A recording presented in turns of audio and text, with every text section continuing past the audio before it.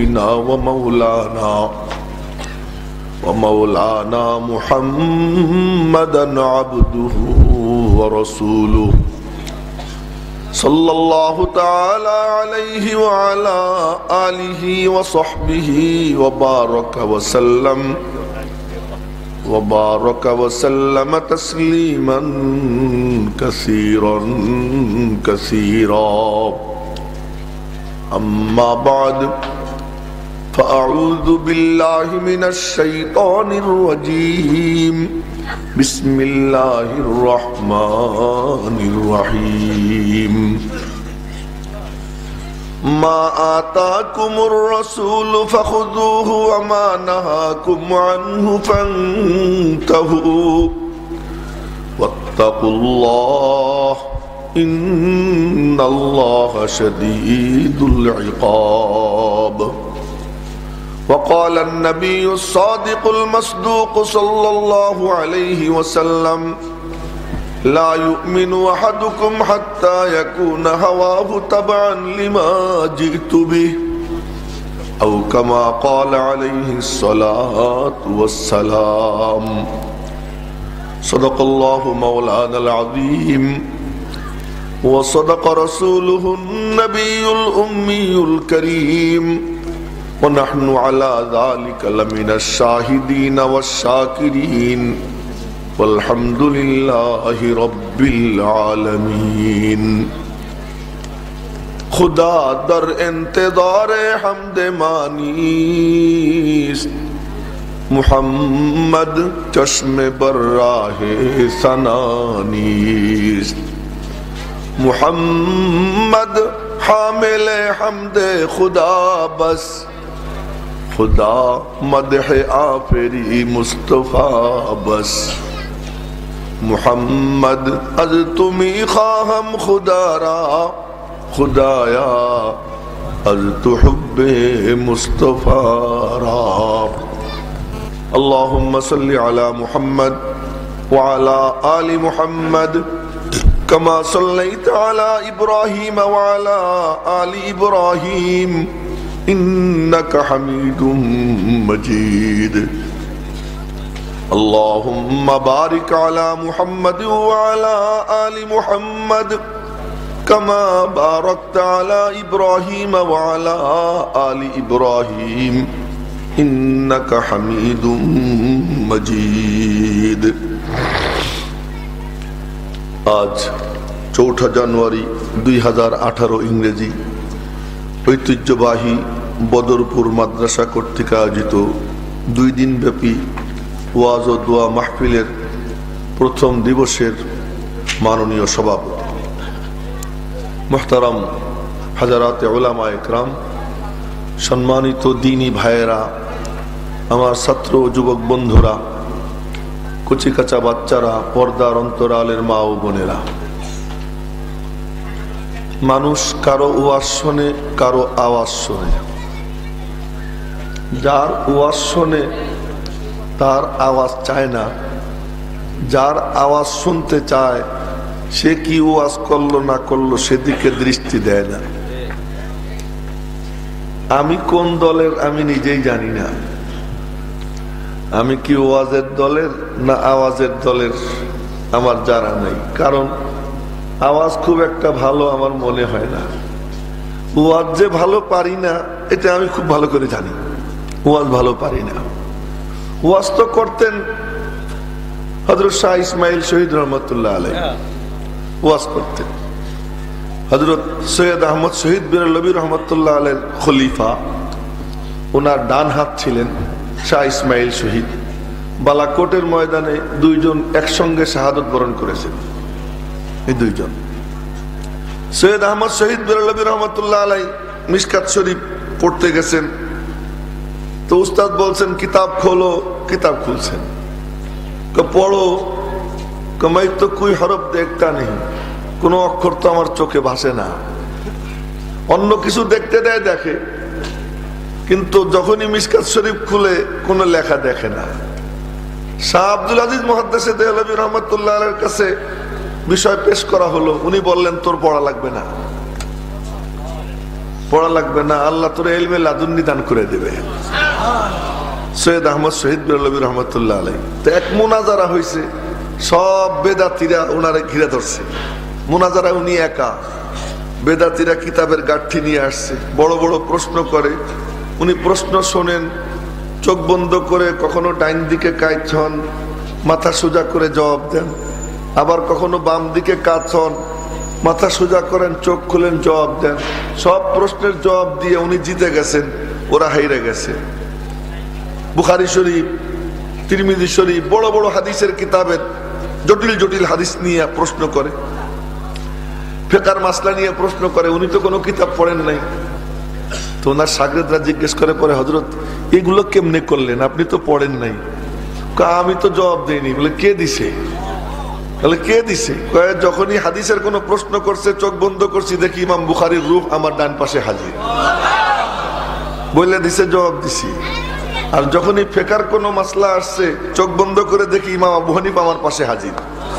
উনি আমাকে বলে দিছেন, আমি জবাব দিয়ে দিছি।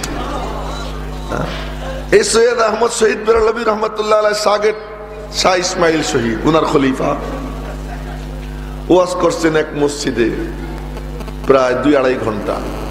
ওয়াজ শেষ, এমন সময় এক লোক, সব বাইর হয়ে যায়, এক লোক লাঠি বর দিয়ে দিয়ে মসজিদের সিঁড়ি বেয়ে বেয়ে উঠে, জিজ্ঞেস করে, सुना था मौलवी इस्माइल बयान फरमाएंगे, क्या बयान खत्म हो गया? শুনছিলাম मौलवी इस्माइल बयान करबे, बयान की शेष? तो लोकजन बोले, अरे देखते नहीं, हम सब चले जा रहे हैं, बयान तो कब खत्म हो चुका, वास तो कब ही शेष। तो बोलते से, बहुत दूर से आया था, অনেক দূর থেকে আসছিলাম বয়ানটা শুনবো। তো এর মধ্যে ওনার কানে আওয়াজ গেছে, উনি বললেন, কোন कहता है बयान खत्म हो गया, तुम आ जाओ, बयान तो अभी शुरू होगा। কে বলে ওয়াজ শেষ, ওয়াজ তো এখন শুরু হবে, তুমি আসো। ওই একজনের সামনে নিয়ে 2-2.5 ঘন্টা যে বয়ান করছিলেন, পুরো বয়ানটা আবার করলেন। একান্ত জনরা বলে, হযরত একজন মানুষ সামনে নিয়ে এই বয়ানটা কেমনে করলেন? বলে, আমি তো কোনো মানুষ সামনে নিয়ে বয়ান করি না, তখনও বয়ান করতে সময় যারে বয়ান শুনেছিলাম, এখনো আমি তারই বয়ান শুনেছি। ওই বয়ানে কি হইতো, যে কয়জন অমুসলিম ওনার বয়ান শুনতো, মুসলমান হয়ে যেত। যে কয়জন শিয়া থাকতো, সুন্নি হয়ে যেত। গুমরা যে থাকতো, হেদায়েতের পথ পেয়ে যেত। ওই না ছিল ওয়াজ। ওই রকম ওয়াজ তো আমার নাই। ওয়াজ তো ছিল, কারি ইব্রাহিম সাহেব রহমতুল্লাহ আলাইহি বয়ান করতেছিলেন চট্টগ্রামে। ताजा खाही दाशे तनगर दाग हाय सीनारा, ताजा खाही दाशे तनगर दाग हाय सीनारा, गाहे गाहे बाजे खानी किस्साए फारिनारा। মাঝে মাঝে ওনাদের কথা স্মরণ করতে হয়, ঈমান তাজা হয়, জ্বালানি পাওয়া যায়। তো কারি ইব্রাহিম সাহেব রহমতুল্লাহ আলাইহি বয়ান করতেছিলেন চট্টগ্রাম।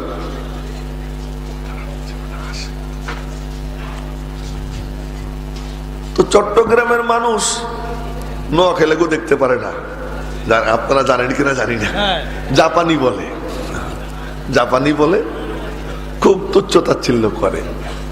তো কারি ইব্রাহিম সাহেব রহমতুল্লাহ আলাইহি বয়ান করতেছেন, মানুষ একটু উঠা পড়া করছে।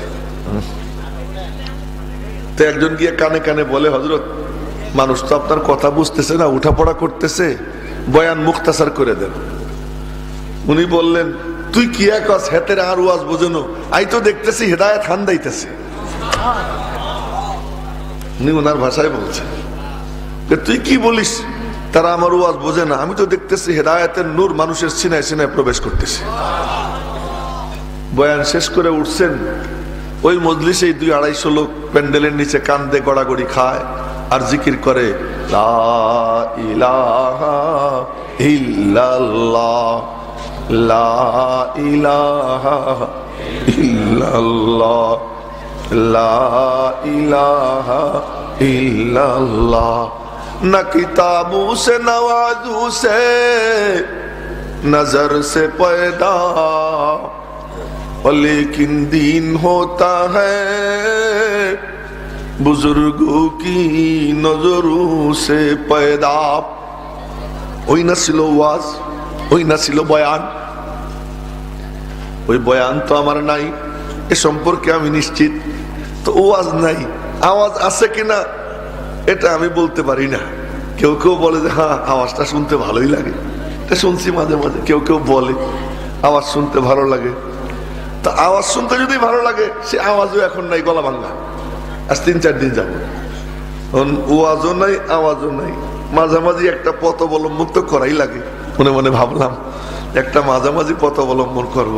কি কিস্তা শুনেই তো আর আওয়াজ লাগে না, তাই না? কিস্তা শুনেই তো আওয়াজ লাগে না। তো মনে মনে ভাবছি আজকে আপনাদেরকে আমি একটা কিস্তা শোনাব। আরে কিস্তা মানে আবার কিস্সা কাহিনী, এর অর্থ এ না যে গতানুগতিক কোনো কাহিনী। এই কিস্তা ওই কিস্তা যে কিস্তা বয়ান করেছেন আল্লামা ইবনে হাজার আসকালানী রহমতুল্লাহ আলাইহি। আল্লামা ইবনে হাজার আসকালানী হলেন বুখারী শরীফের ভাষ্যকার, ফথুল বারী যিনি লিখছেন। এত বড় কিতাব, এত বড় কিতাব আমার মাথায় দিলে নিয়ে যাওয়া মুশকিল হবে, অনেক বড় কিতাব। ওনাকে বলা হয় হাফেজুদ দুনিয়া, মনে হয় যেন গোটা দুনিয়া ওনার মুখস্থ। এমন মেধা স্মরণ শক্তিওয়ালা ব্যক্তি। উনি এক আজীব গরিব কাহিনী লিখছেন, ওই কাহিনী আজকে শোনাবো। ওই কাহিনীটা কেন শোনাবো তারও উদ্দেশ্য আছে। উদ্দেশ্য হলো আজকে বিশ্বে 150 কোটি মুসলমান, কিন্তু মুসলমানদের চোখের সামনে মুসলমানদের শিশুদেরকে জবাই করে, নারীদেরকে ধর্ষণ করে, তাদের ঘর থেকে বের করে দেয়, ঘর বাড়ি জ্বালাইয়ে পড়ে গিয়ে সরকার করে দেয়। ওটা তো মোটামুটি মানলাম, কিন্তু নবীজি যেই মসজিদের দিকে মুখ করে, যেই কিবলার দিকে মুখ করে 16 মাস পর্যন্ত নামাজ আদায় করলেন, যেই মসজিদে দাঁড়াইয়া তিনি ইমামত করলেন, পিছনে আদম সহ সমস্ত নবীরা, আর নবীজি ইমাম, যেখান থেকে ঊর্ধ্ব গগনে যাত্রা করলেন, সেই কিবলা দখল হয়ে যায়। মুসলমানরা বসে বসে চেয়ে চেয়ে দেখে। এই যে অবস্থা আজ মুসলমানদের, এটার কারণটা কি? ওই কারণ বলার জন্যই আমি আপনাদেরকে একটা কিস্সা শোনাব। আজ মুসলমানদের রুচি বিকৃত হয়ে গেছে। মুসলমানদের রুচি খ্রিস্টানদের রুচি আর মুসলমানের রুচির মধ্যে কোনো বেশ কম নেই। আমি ঠিকই বলবো, বেঠিক বলবো না ইনশাআল্লাহ। বেঠিক বলবো না, ঠিকই বলবো। ম্যাক্সিমাম মুসলমানদের দিকে তাকাইলে, চেহারার দিকে তাকাইলে খ্রিস্টানের চেহারা দেখা যায়, পোশাকের দিকে তাকাইলে খ্রিস্টানদের পোশাক দেখা যায়, ঘরে ঢুকলে ডাইনে বামে তাকাইলে ডেকোরেশন দেখে খ্রিস্টানের ঘর মনে হয়, তার কন্যা দেখলে হিন্দুর কন্যা মনে হয়, তার বউরে দেখলে হিন্দুর বউ মনে হয়। আমার কথা না, আল্লামা ইকবাল মরহুম, বিশ্বকবি বলা যায় যাকে, সে আল্লামা ইকবাল মরহুম, উনি বলছেন অজামে হো তুম নাসারা तमद्दुन में हुनूद, वज़ामे हो तुम नसारा तमद्दुन में हुनूद, तुम्हें देख कर आज कल शर्माए यहूद। তোমার দিকে তাকাইলে মনে হয় তুমি খ্রিস্টান, তোমার কৃষ্টি কালচার, বিয়ের অনুষ্ঠান, সুবহানাল্লাহ, যখন নাকি গায়ে হলুদ অনুষ্ঠান হয়, কি অবস্থা হয়। কোন মুসলমানের বাড়িতে এমন কাণ্ড কারবার হইতে পারে, গায়ে হলুদ অনুষ্ঠান হয়, বিয়ে যেদিন হয়, কেক কনের থেকে অনেক বেশি সাজুগুজু কইরা মেয়েদের বহর নামে, মিছিল নামে, ওই দৃশ্য তো দেখাই যায় না। কমিউনিটি সেন্টারে যাই না, অনেক বিয়ের দাওয়াত পাই কিন্তু যাই না। বলে কেন? বলে মুসলমান আর খ্রিস্টানদের মধ্যে কোনো পার্থক্য নাই। এই কমিউনিটি সেন্টারে গিয়ে হাত উঠাইতে হয়, হুজুর দোয়া করে আল্লাহ তুমি কবুল করো। ওই সময় আল্লাহরে ডাক দেওয়া মানে আল্লাহর সঙ্গে মজাক করা, আল্লাহর সঙ্গে মস্কারি করা, ঠাট্টা করা। মেরে মুহতারাম ভাইও, তাই তো আল্লামা ইকবাল মরহুম বলে অজামে হো তুম নাসারা, তোমারে দেখে মনে হয় খ্রিস্টান, তামাদ্দুন মে হুনুদ, কৃষ্টি কালচার, সভ্যতা, সংস্কৃতি দেখলে মনে হয় তুমি হিন্দু। তুমি এত নিচে নামছো, তোমারে দেখে ইহুদিও লজ্জা পায়। এই যে বিকৃত রুচি, এই বিকৃত রুচির কারণে আজ মুসলমানদের অবস্থা কি নবীজি বলে গেছেন, গুসা উনকা গুসা ইসাইল, স্রোতের উপরে ভাসমান আবর্জনা। এইটা যেমন মুসলমানরাও তেমন হয়ে গেছে। তো চলুন এই রুচির একটা কাহিনী শোনাবো। রুচি যদি উন্নত হয় তো রব্বুল আলামিনের আচরণও তার সঙ্গে উন্নত হয়ে যায়। আর রুচি যার নিচু হয়, আল্লাহ পাকের আচরণও তার সাথে ওই রকম হয়। এই রুচির একটা কিস্তা আপনাদেরকে শোনাবো, চলুন শুরু করে দেই, ভূমিকা দেব না। একদিন এক আড্ডা বসছে।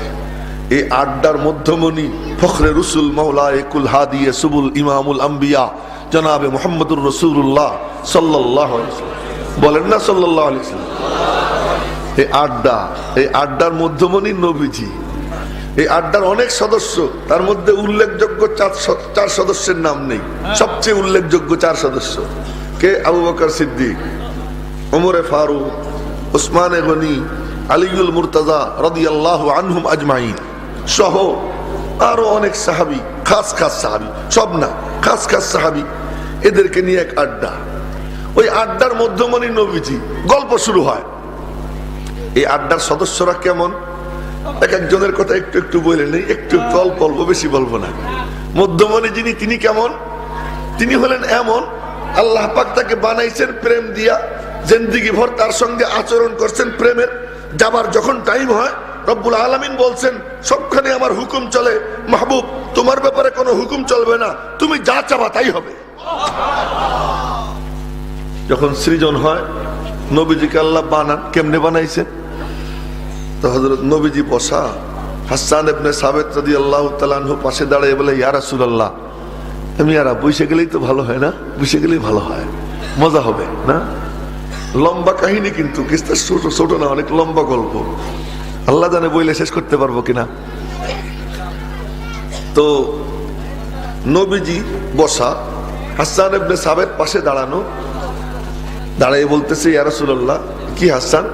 আমার একটু মনে চায় আমি বলবো, আপনি দেখতে কেমন আর আপনার মালিক আপনারে বানাইছেন কেমনে, একটু বলতে মনে চায়। আচ্ছা বলো। এবার হাসান ইবনে সাবিত বলে, ও আহসান আমিন। এই সাহাবীরা সব প্রেমিক ছিল। নবীজির ব্যাপারে যার প্রেম নাই, সে তার কথা বইলেও মজা হবে না, শুনেও মজা হবে না। আল্লাহ পাক রব্বুল আলামিন এই দুনিয়াটাই বানাইছেন প্রেম দিয়া। সবকিছু প্রেমের উপর ভাসমান। আমাদের ঘর সংসার প্রেমের উপরে ভাসমান। বাপ ছেলেকে ভালোবাসে, ছেলে বাপকে ভালোবাসে, স্বামী স্ত্রীকে ভালোবাসে, স্ত্রী স্বামীকে ভালোবাসে। এই ভালোবাসার উপরে সবকিছু ভাসে, সবকিছু ভাসমান।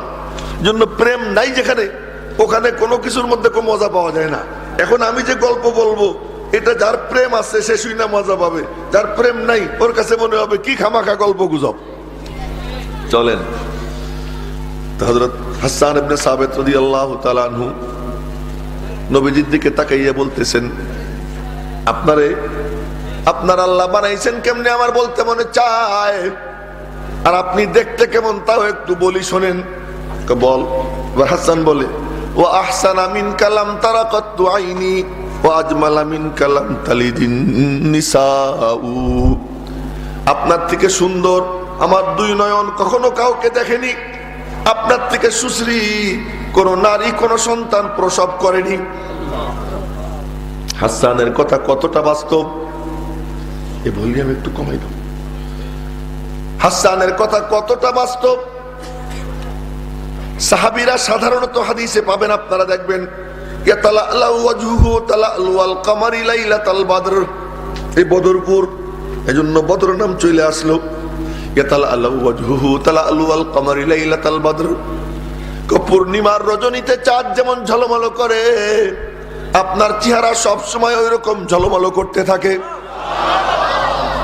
এই হলো সাধারণ সাহাবীরা বলেন। কিন্তু হযরত জাবের ইবনে সামুরা একদিন বসে রয়েছেন মসজিদে। নবীজি বললেন, জাবের তুই আমার কাছে আয়। জাবের ইবনে সামুরা কাছে গেছেন, বললেন তুই একটু বয়, আমি একটু ঘুমাবো। জাবের ইবনে সামুরা বসছেন, নবীজি জাবেরের কোলে মাথা রেখে ঘুমাই পড়ছেন, রানের উপর মাথা রেখে ঘুমাইয়ে পড়ছেন। জাবের মনে মনে বলে, এমনে তো কতই দেখি, এমন দেখার সুযোগ আর কবে মিলবে, একটু মজা করে দেখি। এবার জাবের চেহারার দিকে অপলক নেত্রে তাকাইয়ে থাকে, অপলক নেত্রে তাকাইয়ে থাকে। হঠাৎ করে উপরের দিকে তাকায়, খেজুর পাতার ছাউনি মসজিদে নববীতে। খেজুর পাতার ছাউনির মাঝখান দিয়ে আসমান দেখা যায়, আসমানে পূর্ণিমার চাঁদ। ওই দিকে তাকাইলাম, উপরের দিকে চোখ যাওয়ার পরে মনে কৌতূহল জাগলো, একটু কম্পেয়ার করি, দেখি যে চাঁদ বেশি সুন্দর না আমার মাহবুবের চেহারা বেশি সুন্দর। বলে একবার চোখ উপরে যায়, আবার চোখ নিচে আসে, আবার চোখ উপরে যায়, আবার চোখ নিচে আসে। এক পর্যায়ে আমি সিদ্ধান্ত নিলাম, ফালাহু ইনদি আহসানু মিনাল কমার, নবীজির চেহারা মোবারক আমার কাছে চাঁদের থেকেও উজ্জ্বল মনে হতে লাগলো। সাধারণ সাহাবীরা বলছেন পূর্ণিমার চাঁদের ন্যায়, জাবের ইবনে সামুরা বলেন পূর্ণিমার চাঁদের থেকেও উজ্জ্বল। আম্মা জান আয়েশা সিদ্দিকা বলেন, তোরা কি জানিস রে আমার মাহবুবের চেহারা কেমন? তোরা কি জানবি? তোরা দেখিস সবাই মিলা, আমি দেখি একা একা। তোরা দেখিস দিনের আলোতে, আমি দেখি রাতের অন্ধকারে। মজার ব্যাপার, মা কি বলে, তোরা দেখিস সবাই মিলে, আমি দেখি একা একা। তোরা দেখিস দিনের আলোতে, আমি দেখি রাতের অন্ধকারে। তোরা আমার কাছ থেকে শোন আমার মাহবুবের চেহারা কেমন। মা বলেন বলেন। এবার মা বলতেছেন, মা আমাদের সবার মা, আমরা তার সন্তান, আমাদের জন্য বড় সৌভাগ্য আমরা তার সন্তান, এবং অন্তর থেকে তারে মোহাব্বত করি, মারে মোহাব্বত করি, অন্তর থেকে মোহাব্বত করি। আল্লাহ পাক ওই মাইয়াটারে খুব মোহাব্বত করতেন, আল্লাহ পাক ওই মেয়েটারে আল্লাহ নিজেও খুব মোহাব্বত করতেন। অন্য সবার পবিত্রতায় রব্বুল আলামিন শিশুকে নিয়োগ করে, এই ইউসুফরে পবিত্র ঘোষণা করে দাও। আর একজনকে নিয়োগ করে অমকরে পবিত্র বলে দাও। আয়েশার পালা যখন এসে যায়, রব্বুল আলামিন বলেন, না না না, আয়েশার জন্য আমি কাউকে নিয়োগ করব না, আমি মওলা নিজে তার পবিত্রতা বর্ণনা করব। এই লোক হলো আয়েশা সিদ্দিকা রাদিয়াল্লাহু তাআলা আনহা। আম্মা জান আয়েশা সিদ্দিকা বলেন, আমি বলি শোন আমার মাহবুবের চেহারা কেমন, বলে বলেন মা। লানা শামসুন ওয়ালিল আফাকি শামসু, লানা শামসু ওয়ালিল আফাকি শামসু, ওয়া শামসি আফদালু মিন শামসিস সামাই, ফাইন্নাশ শামসা তাতলু বাদাল ফাজরি, ওয়া শামসি তাতলু বাদাল ইশাই। মা বলেন, আমার একটা সূর্য আছে, আসমানেরও একটা সূর্য আছে, আমার সূর্য আসমানের সূর্য থেকে অনেক বেশি উজ্জ্বল। বলে মা কেন কেন কেন? কারে আহম্মকের দল, আসমানের সূর্য উঠে ফজরের পর, আমার সূর্যের উদয় হয় ঈশান নামাজের পর। তো মারে ছাত্রছাত্রীরা জিজ্ঞেস করে, মা কি নবীজি বেশি সুন্দর না ইউসুফ বেশি সুন্দর? মা বললেন, আরে আহম্মকের দল, আমার মাহবুবের সঙ্গে কারো কোনো তুলনা হয়? কি বলিস তোরা? এবার শাগরেদরা বলে, মা কি ইউসুফ রে দেখে তো জুলাইখার সখীরা হাত কাটছে, আল্লাহ তো কোরআন শরীফে বলছেন নবীজিরে দেখে কেউ হাত কাটছেনি। মা বললেন, আরে আহম্মকরা এক পাতা দেখিস আর এক পাতা দেখিস না, ওখানে তো হাত কাটছে, ঈমান আনে নাই। আমার মাহবুবরে দেখে প্রথমে ঈমান আনছে, তারপরে শুধু হাত না, সব সাহাবীরা গলা কাটাইয়ে দিছে। কারো গলা আল্লাহ নিছে, কারো গলা নেয় নাই। কাটানোর জন্য সবাই প্রস্তুত ছিল, কাটানোর জন্য সবাই প্রস্তুত ছিল। শুধু ওনার মতো বয়স্করা না, যুবকদের মতো যৌবনওয়ালারা না, এতটুকু বাচ্চা বাচ্চা পর্যন্ত নবীজির জন্য হাসতে হাসতে জীবন দিত। এ বাচ্চা বাচ্চা, বুখারী শরীফের হাদিস, আব্দুর রহমান ইবনে আউফ বলেন রাদিয়াল্লাহু তাআলা আনহু, আশারায়ে মুবাশশারাত যে 10 সদস্য, তার মধ্যে 5 নম্বরে যার নাম, ওনার নাম আব্দুর রহমান ইবনে আউফ। আব্দুর রহমান ইবনে আউফ বলেন, বদর যুদ্ধের কাতারে দাঁড়িয়ে রয়েছি, ডাইনে তাকাইলাম, তাকাইয়ে দেখি ছোট্ট একটা বাচ্চা, 11-12 বছর বয়স হবে। বামে তাকাইলাম, তাও দেখি 11-12 বছর বয়সের একটা বাচ্চা, 12-13 হবে। মনে মনে বললাম, লাউ কুনতু বাইনা আযলা মিনহুমা, ওদের থেকে তাগড়া দুই জওয়ানের মাঝে হইলে একটু তৃপ্তি পাইতাম, এখন একটু অসহায় অসহায় লাগতেছে। মনে মনে কল্পনা করছি, এমন সময় ডান দিক থেকে চিমটি দিয়ে বলে, আম্মি আম্মি, চাচ্চু চাচ্চু। আমি বললাম, কি ভাতিজা, কি বলতে চাও? চাচ্চু, আবু জেহেল কোনটা? জিজ্ঞেস করে, জোরে বলেন না আল্লাহু আকবার। আবু জেহেল কোনটা? আমি বললাম, ওমা তাসনাউ বিআবি জাহাল, ভাতিজা তুই আবু জেহেলকে দিয়ে কি করবি? ওই বাচ্চা আমারে বলে কি জানো, বলে কি বলে? ওই বাচ্চা বলে, চাচ্চু আমার মার কাছে শুনছি, ও মা তোমরা কত শক্তিশালী, দেখো এবার তোমরা যদি তোমাদের ওই শক্তিতে ব্যয় করো তো তোমাদের বাচ্চারা কত শক্তিশালী হইতে পারে, দ্বীনের হেফাজতের জন্য কেমন মর্দে মুজাহিদ মা তৈরি করতে পারে। যদি মা মার মতো মা হয়, মা যদি তাই রে নাই রে আর কার্টুন ছবি গান বাজনার মধ্যে না ডুইবা বাচ্চারে কোলে নিয়ে কোরআনে কারিমের তিলাওয়াত করে, আল্লাহ আল্লাহর রাসূলের কাহিনী শোনায়, তাহলে দেখবেন ওই বাচ্চা কেমন হয়। এই বাচ্চা বলতেছে, হযরত লিখি আমার মার কাছে শুনছি ওই আবু জেহেল নাকি আমার নবীজির মক্কায় থাকতে খুব কষ্ট দিত। আমি শুনছি তো মার কাছে শুনে আমি মনে মনে সিদ্ধান্ত নিছি, একবার যদি ওই কুত্তাটারে দেখতে পাই তরবারি নিয়ে দৌড় দিব, হয় ও মরবে নয় আমি মরবো, খালি আমার একবার দেখাইয়া দেন। বলে ওর কথা শেষ হইতে না হইতে বাম দিক থেকে চিমটি বলে, আম্মি আম্মি। বললাম, কি রে ভাতিজা কি বলতে চাও? ও এমন ভাবে বলে যেন ও না শোনে, ও এমন ভাবে বলে যেন ও না শোনে। তো আমারে বলে, চাচ্চু আবু জেহেল কোনটা? আমি বললাম, তুই কি করবি? ও যা বলছে ও তাই বলছে। ওদের কথা শেষ হইতে না হইতে আবু জেহেলকে দেখতে পাইলাম। বললাম, ওই যে আবু জাহাল। বলার সঙ্গে সঙ্গে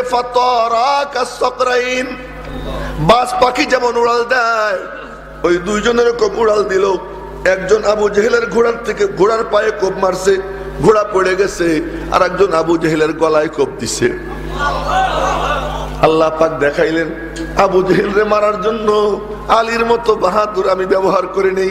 হামজাও ময়দানে ছিল, হামজাকে ব্যবহার করে নেই। ওমরও ময়দানে ছিলেন, ওমরকে আমি ব্যবহার করে নেই। আজকে ডোনাল্ড ট্রাম্প হোক আর বেনিয়ামিন নেতানিয়াহু হোক আর পৃথিবীর যত বড় বড় রথী মহারথী হোক, ওই আবু জেহেল থেকে বড় তো আর না। আবু জেহেল সাইয়্যিদুল ফারাইনা, সমস্ত ফিরাউনদের সর্দার। তারে নিধন করার জন্য রব্বুল আলামিন 11-12 বছরের বাচ্চা নিয়োগ করছেন। আজও মাওলা ওই রকমই ক্ষমতাধর, কিন্তু সমস্যা হলো কি, আমার দিলের মধ্যে ইঁদুর, আমার ঘরের মধ্যে ইঁদুর।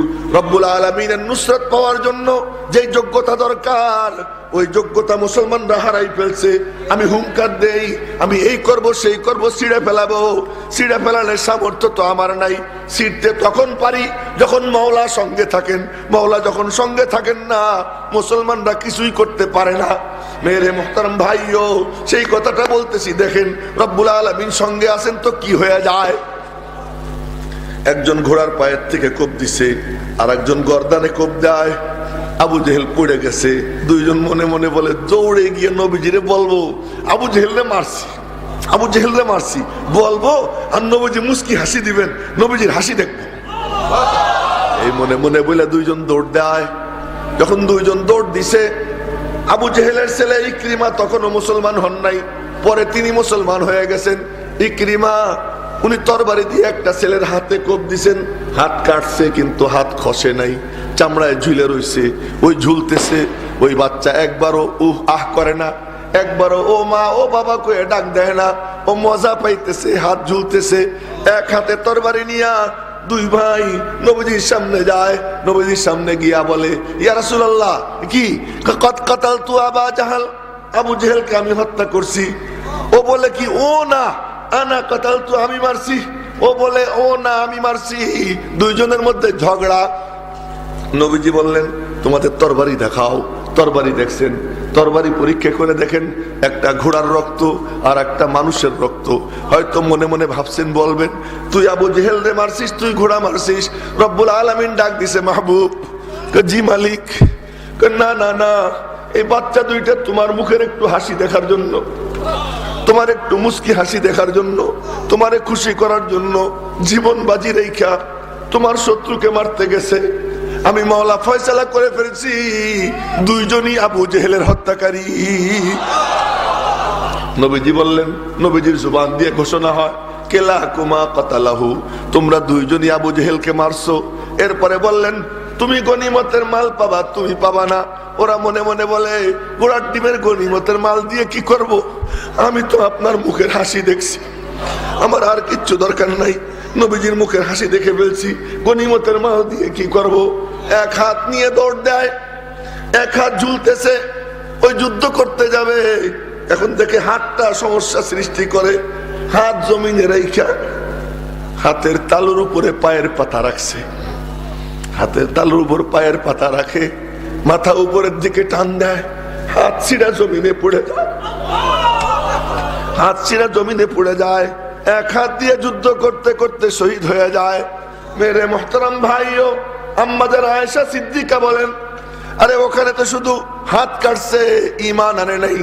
আর আমার মাহবুবকে দেখে প্রথমে ঈমান আনছে, এরপরে সর্বস্তরের মুমিন তাদের গলা কাটাইয়ে দিছে। এতে তো গেল বাচ্চা। ইয়াংম্যানরা, মধ্যবয়সীরা, বুড়ারা কি করছে তাদের কথা বলি।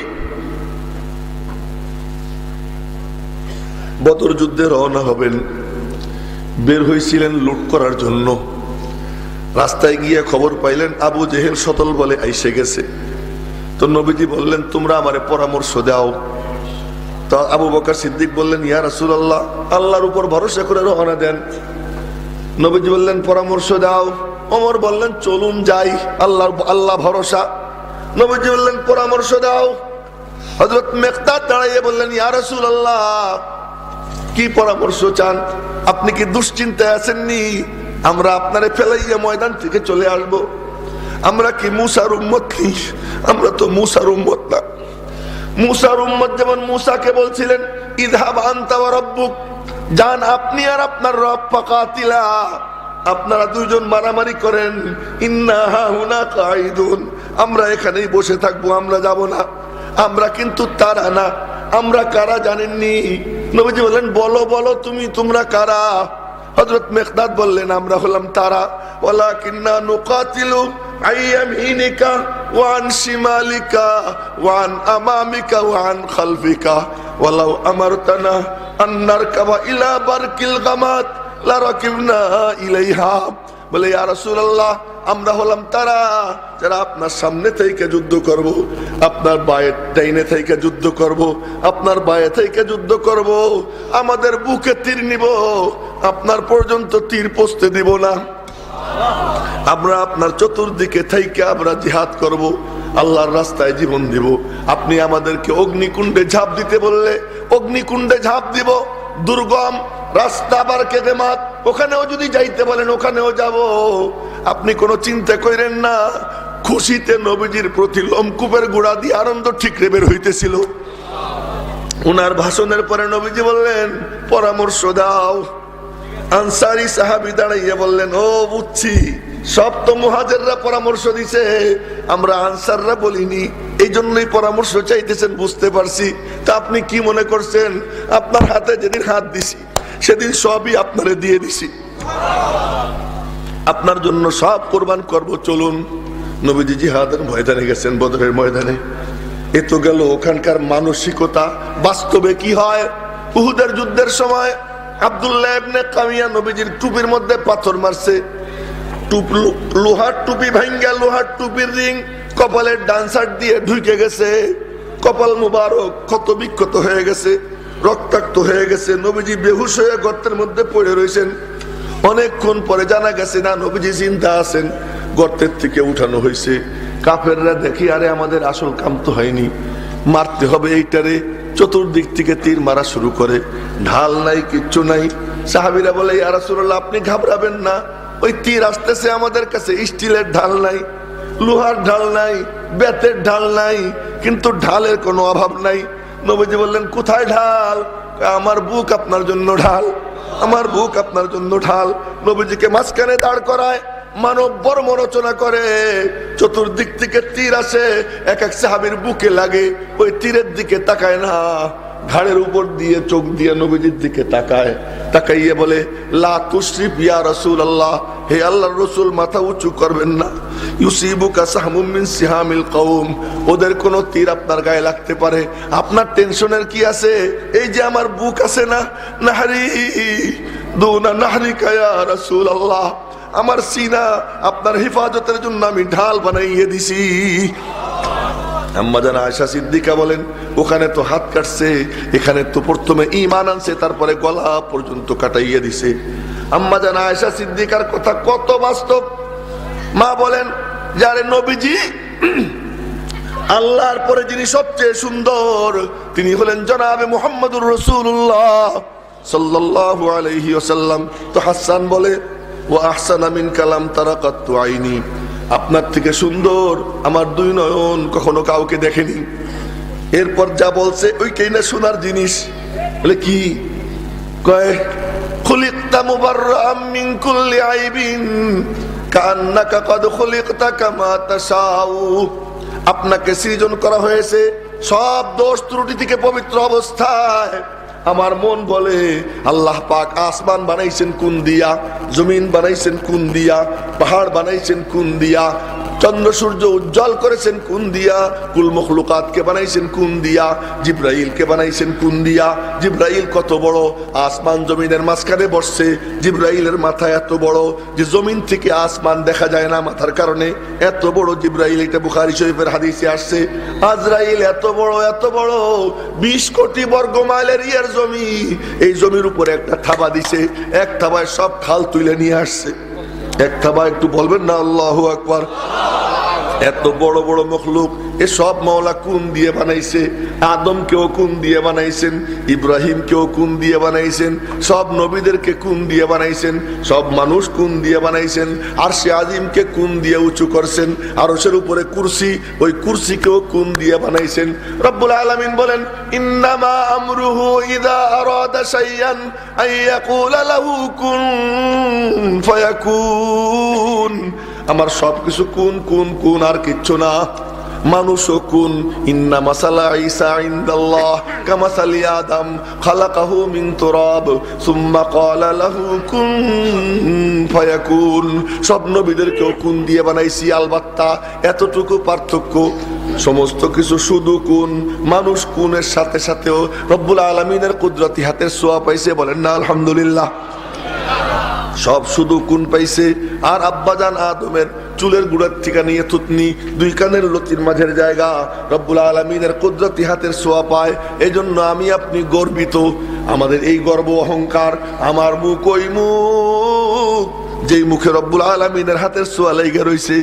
জিব্রাইলের মুখে রব্বুল আলামিনের হাতের ছোঁয়া নাই, কিন্তু মানুষ আব্বাজান আদমের সন্তান যারা, তাদের আব্বার কারণে আব্বার মুখে যখন হাত দিছে, সব তো আব্বার সন্তান। কিয়ামতের দিন আব্বাজান যখন দাঁড়াবেন, সমস্ত মানুষের মধ্যে আব্বারে দেখা যাবে। যেমন নাকি মানুষের মাঝে খেজুর গাছ উঁচু হয়ে থাকে, ওইরকম ময়দানে হাসরে সব সন্তানদের মাঝে আব্বাজানকে আল্লাহ তাআলা অতখানি উঁচু বানাইয়া রাখবেন। ওই আব্বার সন্তান আমরা। তো বলতেছিলাম, সবকিছু কোন দিয়ে বানাইছেন, সব বানাইয়া এবার আসছে তার মাহবুবের পালা, নবীজির পালা। তো হাসান কি বলে, ইয়া রাসূলুল্লাহ, কি আল্লাহ পাক সবকিছু কোন দিয়ে বানাইছেন, আপনাকে কোন দিয়ে বানান নাই? কি দিয়ে বানাইছে? আমার মন বলে, আপনার মাওলা আপনাকে প্রেম দিয়ে বানাইছেন। সবকিছু বানাইছেন কোন দিয়া? আপনাকে বানাইছেন প্রেম দিয়া। আপনার সৃজন প্রেম দিয়া হইছে। ওরে সুবহানাল্লাহ। যদি উল্টা কথা হইতো, উল্টা কথা যদি হইতো, তো নবীজি বলতেন, এক থাপ্পড়ে তোর দাঁত ফেলাই দিব, উল্টা পাল্টা কথা বলবি না।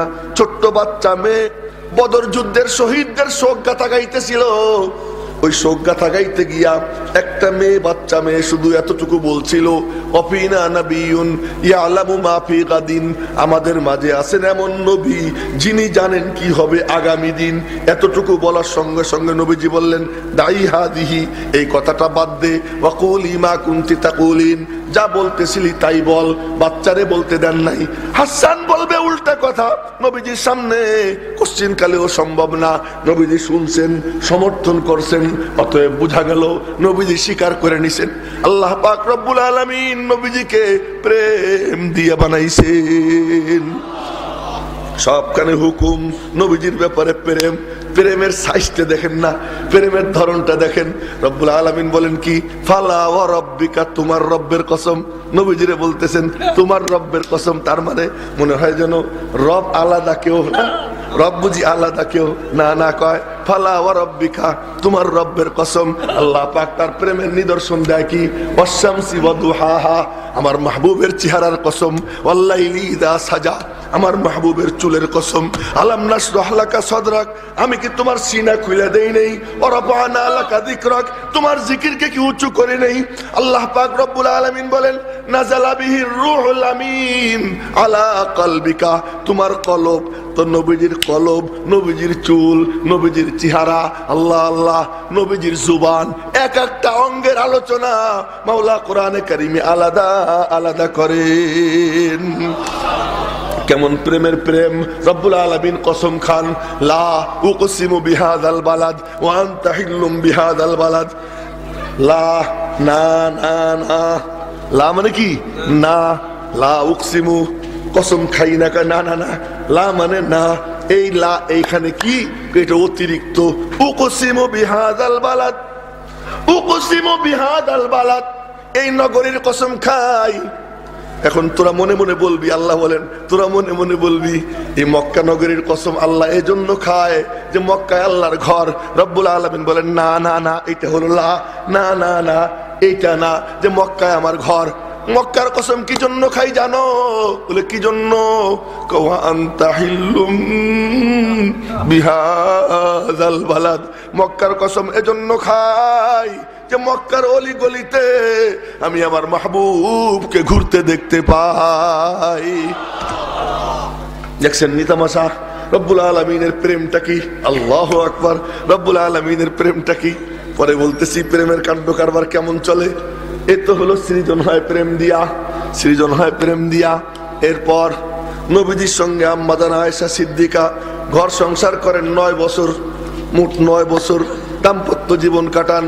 বড় বুদ্ধিমতী বিচক্ষণ মহিলা, অল্প বয়স কিন্তু এত ক্ষুরধার, এমন তীক্ষ্ণ বুদ্ধি সম্পন্ন ছিলেন, এত দূরদর্শিনী মা ছিলেন, মনে হয় যেন সমস্ত নারীদের সব বুদ্ধি আল্লাহ এক নারীর মধ্যে দান করে দিছে। এমন বুদ্ধি, এমন দূরদর্শিনী ছিলেন মা। মা তো এমন, কোনো কথা মাটিতে পড়তে দিতেন না, কথা বলার সাথে সাথে ওইটাকে উপর থেকে ধরে ফেলাইতেন মা। এত বুঝতেন, এত বুঝতেন। জিব্রাইল একবার সালাম দিছে, ইয়া রাসূলুল্লাহ ওর একটা সালাম দেন। নবীজি বলছেন, আয়েশা জিব্রাইল তোমারে সালাম দিচ্ছে। মা সালামের জবাব দিতেছেন আর বলতেছেন, উনি তো আমারে দেখে, আমি তো দেখতেছি না। উনি তো আমারে দেখেন, আমি তো দেখি না।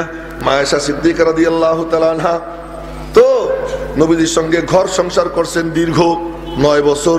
ওই 9 বছরের মধ্যে শেষ দিকে গিয়ে একদিন বলতেছেন, ইয়া রাসূলুল্লাহ, কি আপনার সঙ্গে আপনার রব্বের যে আচরণ পর্যবেক্ষণ করলাম দীর্ঘদিন কাছে থেকে, আমি একটা মন্তব্য পেশ করতে চাই। বলে, বলো আয়েশা বলো। বলে, কি মন্তব্য করতে চাও? আমি যা দেখলাম আপনার রব্বের আর কোনো কাম নাই। বলে, আমি যা দেখলাম আপনার রব্বের আর কোনো কাম নাই, খালি অপেক্ষায় থাকেন বুখারী শরীফের হাদিসের বাক্য শুনেই, মা আরা রব্বাকা ইল্লা ইউসারিউ ফি হাওয়াকা। হাওয়া মানে মনের চাহিদা, হাওয়া মানে মনের চাহিদা। মা আরা রব্বাকা, দেখি না আপনার রবকে, ইল্লা ইউসারিউ ফি হাওয়াকা, কিন্তু তিনি সব সময় ব্যস্ত থাকেন তার মাহবুবের মনের কি চাহিদা। আল্লাহ পাক আপনার মনের চাহিদা পূরণে সদা ব্যস্ত থাকেন। নবীজির সামনে বলতেছেন আম্মা, আর নবীজি চুপচাপ শুনতেছেন। উল্টা হইলে থাপ্পড় দিতেন, উল্টা হইলে থাপ্পড় দিতেন, আয়েশা এমন কথা বলবা না, খবরদার। কিন্তু নবীজি কথাটার সমর্থন করছেন। বোঝা গেল সৃষ্টি হয়েছে প্রেম দিয়া, জীবন চলে প্রেমের উপর। যাবার যখন টাইম হয়েছে না, যাবার যখন টাইম হয়েছে, আম্মা জান আয়েশা সিদ্দিকার বুকে মাথা দিয়া হেলান দিয়া রয়েছেন। এমন সময় জিব্রাইল আইসা পাশে হাজির। তো জিব্রাইল বলতেছে, ইয়া মুহাম্মদ, বলেন না সাল্লাল্লাহু আলাইহি ওয়াসাল্লাম। নবীজির নাম ধরে ডাকতো জিব্রাইল, এর ব্যাখ্যা আজকে করবো না। নবীজির নাম ধরে ডাকতো, নাম ধরে ডাইকে বলতেছে, দোস্ত কি? আজরাইল দরওয়াজায় দাঁড়াইয়ে রয়েছে, আপনার সঙ্গে দেখা করতে চায়, অনুমতি দিবেননি? নবীজি বললেন, অনুমতি দিলাম। আজরাইল সালাম দেয়, ভিতরে ঢুকে, ভিতরে ঢুকে বলে, আজ প্রথম সালাম দিয়ে ঢুকলাম, অনুমতি নিয়ে ঢুকলাম, আজ পর্যন্ত কারো কাছে অনুমতি নিয়ে যাইনি, আপনার কাছে অনুমতি নিয়ে কেন আসছি জানেননি? বলে, কেন? মালিক বলে দিছেন সবখানে হুকুম চলে, আপনার এখানে কোনো হুকুম চলবে না, আপনার মনে যা চায় আমাকে তাই করতে বলা হয়েছে। বলে, কি কি কি? বলে যে এই যে ব্ল্যাঙ্ক চেক দিয়ে দেওয়া হয়েছে আপনাকে, যা মনে চাই লিখে নিতে পারেন। কি? আপনার যদি মনে চায় দুনিয়ায় থাকবেন, কতদিন থাকবেন? যদি কিয়ামত পর্যন্ত হায়াত চান, আল্লাহ পাক কিয়ামত পর্যন্ত হায়াত দিবেন। আর যদি মনে চায় মাওলার কাছে যাইতে পারেন, কোনটা করবেন করেন। জিব্রাইল পাশে, নবীজি জিব্রাইলের দিকে তাকাইছেন, আমার দিকে দেখেন, শুধু চোখ নাড়াইছেন। জিব্রাইল কি বলো? মালিক তো আমাকে স্বাধীনতা দিয়ে দিছেন, অপশন দুইটা, থাকতেও পারি যাইতেও পারি। থাকতেও মনে চায় উম্মতের কারণে, যাইতে মনে চায় মাওলার কারণে। মাওলা আমারে মোহাব্বত করে, আমি মাওলারে মোহাব্বত করি। আবার উম্মতরে আমি মোহাব্বত করি। উম্মতের আমার মোহাব্বতের দরকার, কিন্তু মাওলার তো আমার মোহাব্বতের দরকার নাই, আমার দরকারে করি। আমি মাওলারে মোহাব্বত না করলেও মাওলার কিছু আসে যায় না, কিন্তু উম্মতের পাশে না থাকলে উম্মতের কি হবে? এজন্য উম্মতের টেনশন, এদিকে রব্বুল আলামিনের মোহাব্বত। দোটানায় পড়ছি, জিব্রাইল বন্ধু কি বলো, কি করি? জিব্রাইল কি বলে জানেননি? জিব্রাইল কি বলে? জিব্রাইল বলে মালিকের পাশে থাকি, কাছে থাকি, হাবভাব বুঝি। কি হাবভাব বুঝছো? আসতে সময় দেখে আইসি। কি দেখছো? ইন্নাল্লাহ কদ ইশতাকা ইলা লিকাইক, দেখে আসছি সাইজা গুইজা আছেন, আল্লাহ অপেক্ষায় আছেন। তার মাহবুব কখন তার কাছে যাবেন, আপনার সাক্ষাতের অধীর আগ্রহ নিয়ে মাওলা অপেক্ষায় আছেন। এই কথা বলার পরে নবীজি বললেন, জিব্রাইল তাহলে আর চিন্তা ভাবনার অবকাশ কোথায়? মাওলা যা চান আমিও তাই চাই, তবে আমার শুধু এতটুকু জানা দরকার। কি জানতে চান? আমার পরে আমার উম্মতরে কে দেখবে? আমি ওদের দেখাশোনা করতেছি, আমার পরে আমার উম্মতকে কে দেখবে? আর আমার উম্মত যদি উল্টা পাল্টা করে, নাফরমানি করে, আল্লাহ কি রাগ কইরা ওদেরকে ধ্বংস করে দিবেনি? এটা একটু জানতে চাই। জিব্রাইল চলে যায়, ফিরে আসে, আইসা বলে মালিকের সঙ্গে কথা হয়েছে। কি বললেন মালিক? মালিক বললেন দোস্তরে আসতে বলো, টেনশন করতে নিষেধ করো, টেনশন করতে নিষেধ করো। আমি তার উম্মতকে আযাব দিয়ে ধ্বংস করব না। এক, তোমরা যে এত নাফরমানি করো, খোদার গজব নাজিল হয় না, কেন হয় না? ওই দেখো মুহসিন, ওই মুহসিন ইহসান মাওলার কাছ থেকে গ্যারান্টি আদায় করে দিয়ে গেছেন, আযাব দিয়ে ধ্বংস করবেন না। দুই নম্বর, মাহবুবকে বলো আমার কাছে চলে আসতে, যতদিন সে আছে উম্মতের দেখভাল সে করবে। সে যখন চলে আসবে, মাহবুব নবীর মাহবুব উম্মতকে দেখার ভার আমি মাওলা আমার হাতে নিয়ে নিলাম। উম্মতকে আমি দেখবো, উম্মত হইতে হবে, উম্মত হইলে আল্লাহ দেখবে, উম্মত না হইলে আল্লাহ কেমনে দেখবে? নবীরে ছাইড়া খ্রিস্টানরে বুকে নিবা, তুমি কেমনে উম্মত হইলা? নবীর আদর্শ বাদ দিয়া খ্রিস্টানদের তরিকায় ব্যবসা করবা, বিয়ে শাদী করবা, পোশাক আশাক পরবা, কন্যা সন্তানকে ওইভাবে চালাবা। নবীজির কন্যা ফাতেমার নমুনা তোমার কন্যার মধ্যে দেখা যাবে না, আর রব্বুল আলামিন তোমার জিম্মাদারি নিবে। কি কারণে? এই জন্য নবীজির উম্মত যদি হয়ে যাও আর কোনো টেনশন থাকবে না।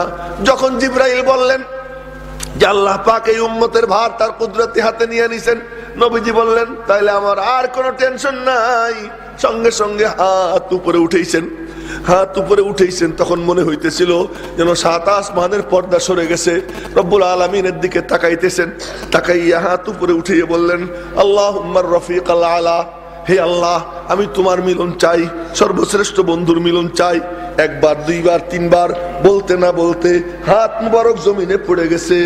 জমিনে পড়ার পর আম্মা জান বলে উঠছেন ইন্না লিল্লাহ। ঘরের মধ্যে ইন্না লিল্লাহর আওয়াজ, আওয়াজ বাইরে যায়, সাহাবীরা বলে ইন্না লিল্লাহ। সবার চোখে পানি, কান্নাকাটি করে। ওমরের কানে আওয়াজ যায় নবীজির ইন্তেকাল হয়ে গেছে। ওমর বলেন তরবারি খুইলা, তরবারি বের কইরা, এ কি বলতেছিস? নবীজির ইন্তেকাল? ওই শব্দকে উচ্চারণ করবি না, আমার মাহবুবের ইন্তেকাল হইতে পারে না, আমার মাহবুবের ইন্তেকাল হইতে পারে না।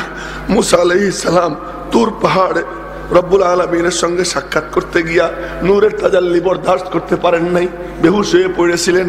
নবীজিও তার মালিকের সঙ্গে সাক্ষাৎ করতে গেছেন, বেহুশ হয়ে রয়েছেন। ওই দেখ মুস্কি মুস্কি হাসতেছেন, সৌন্দর্য আগের থেকে আরো বাইরে গেছে। কে বলে তিনি ইন্তেকাল করছেন? তিনি তো জিন্দা, তিনি ফিরে আসবেন, হুশে আসবেন, সাবধান। ইন্তেকাল কেউ বলবি না, যে বলবি তরবারি দিয়ে তার কল্লা উড়িয়ে দিব। ওমরের হম্বি তম্বির সামনে কেউ আর ইন্তেকাল শব্দ উচ্চারণ করে না, নীরবে অস্ত্র বিসর্জন করে। বড় পাগলকে আল্লাহ কাছে রাখেন নাই, দূরে সরাইয়ে নিয়ে গেছেন। বড় পাগলকে দূরে সরাইয়ে নিয়ে গেছেন। রব্বুল আলামিন মনে হয় জানতেন আবু বকর যদি কাছে থাকে নবীজির ইন্তেকালের দৃশ্য দেখা ওই পাগলও মনে হয় কলজা ভাইটা মারা যাইতো। রব্বুল আলামিন কাছে থাকতে দেন নাই, কায়দা করে সরাইয়ে নিয়ে গেছেন। যখন খবর পাইছেন সিদ্দিক একবার খবর পাইয়া পাথরের মূর্তির মতো আসছেন নবীজির হুজরা মুবারক আয়েশা সিদ্দিকার হুজরায় দরওয়াজার সামনে দাঁড়াইছেন। জিন্দা নবীকে যেমন সালাম দিতেন ওইরকম সালাম দিছেন, আসসালামু আলাইকা ইয়া রাসূলুল্লাহ। সালাম দিয়ে পরে যা বলছেন, আরে আবু বকর কেমনে কথা বলে দেখেন। বলছেন, মাহবুব দুনিয়াতে যেখানেই যাইতেন আমারে রাইখে যাইতেন নি, সবখানেই তো আমারে নিয়ে যাইতেন। আজকে শেষ বেলায় শেষ সফরে আমারে কেন রাইখে গেলেন? এখানেও সঙ্গে নিয়ে যাইতেন, এখানেও সঙ্গে নিয়ে যাইতেন। মুহাক্কিক আশিকিনরা বলছে আবু বকর সিদ্দিকের ভিতর থেকে মাঝে মাঝে পোড়া গন্ধ বের হইতো, পোড়া গন্ধ বের হইতো। আবু বকর সিদ্দিক নিজেকে নিয়ন্ত্রণ করছেন, হজম করছেন। ভিতরে দাউ দাউ করে আগুন জ্বলছে, ওই আগুনকে চাপা দিছেন, এই জন্য মাঝে মাঝে তার ভিতর থেকে পোড়া গন্ধ বের হইতো। আবু বকর সিদ্দিক সালাম দিয়া এই কথা বইলা ভিতরে ঢুকছেন, নবীজিকে জড়াইয়া ধরছেন, কপালে চুমু খাইছেন। চুমু খাইয়া এরপরে কিছু কথাবার্তা নবীজির সঙ্গে বলছেন, বইলা উঠে আসছেন চোখের পানি মুইসা, নিজেকে ধৈর্যের প্রতিমূর্তি বানাইয়া হযরত ওমরকে ডাক দিছেন, ভাইয়া আমার কাছে আয়।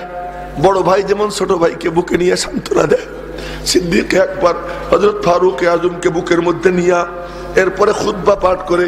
এখানে কথা বলে কারা?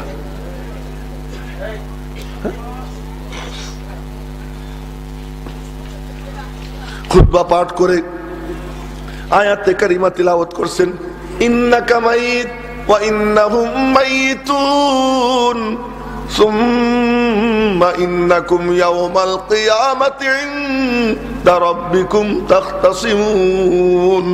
আয়াত পড়ছেন, এরপরে আয়াত পড়লেন ওমা মুহাম্মাদুন ইল্লা রাসূল।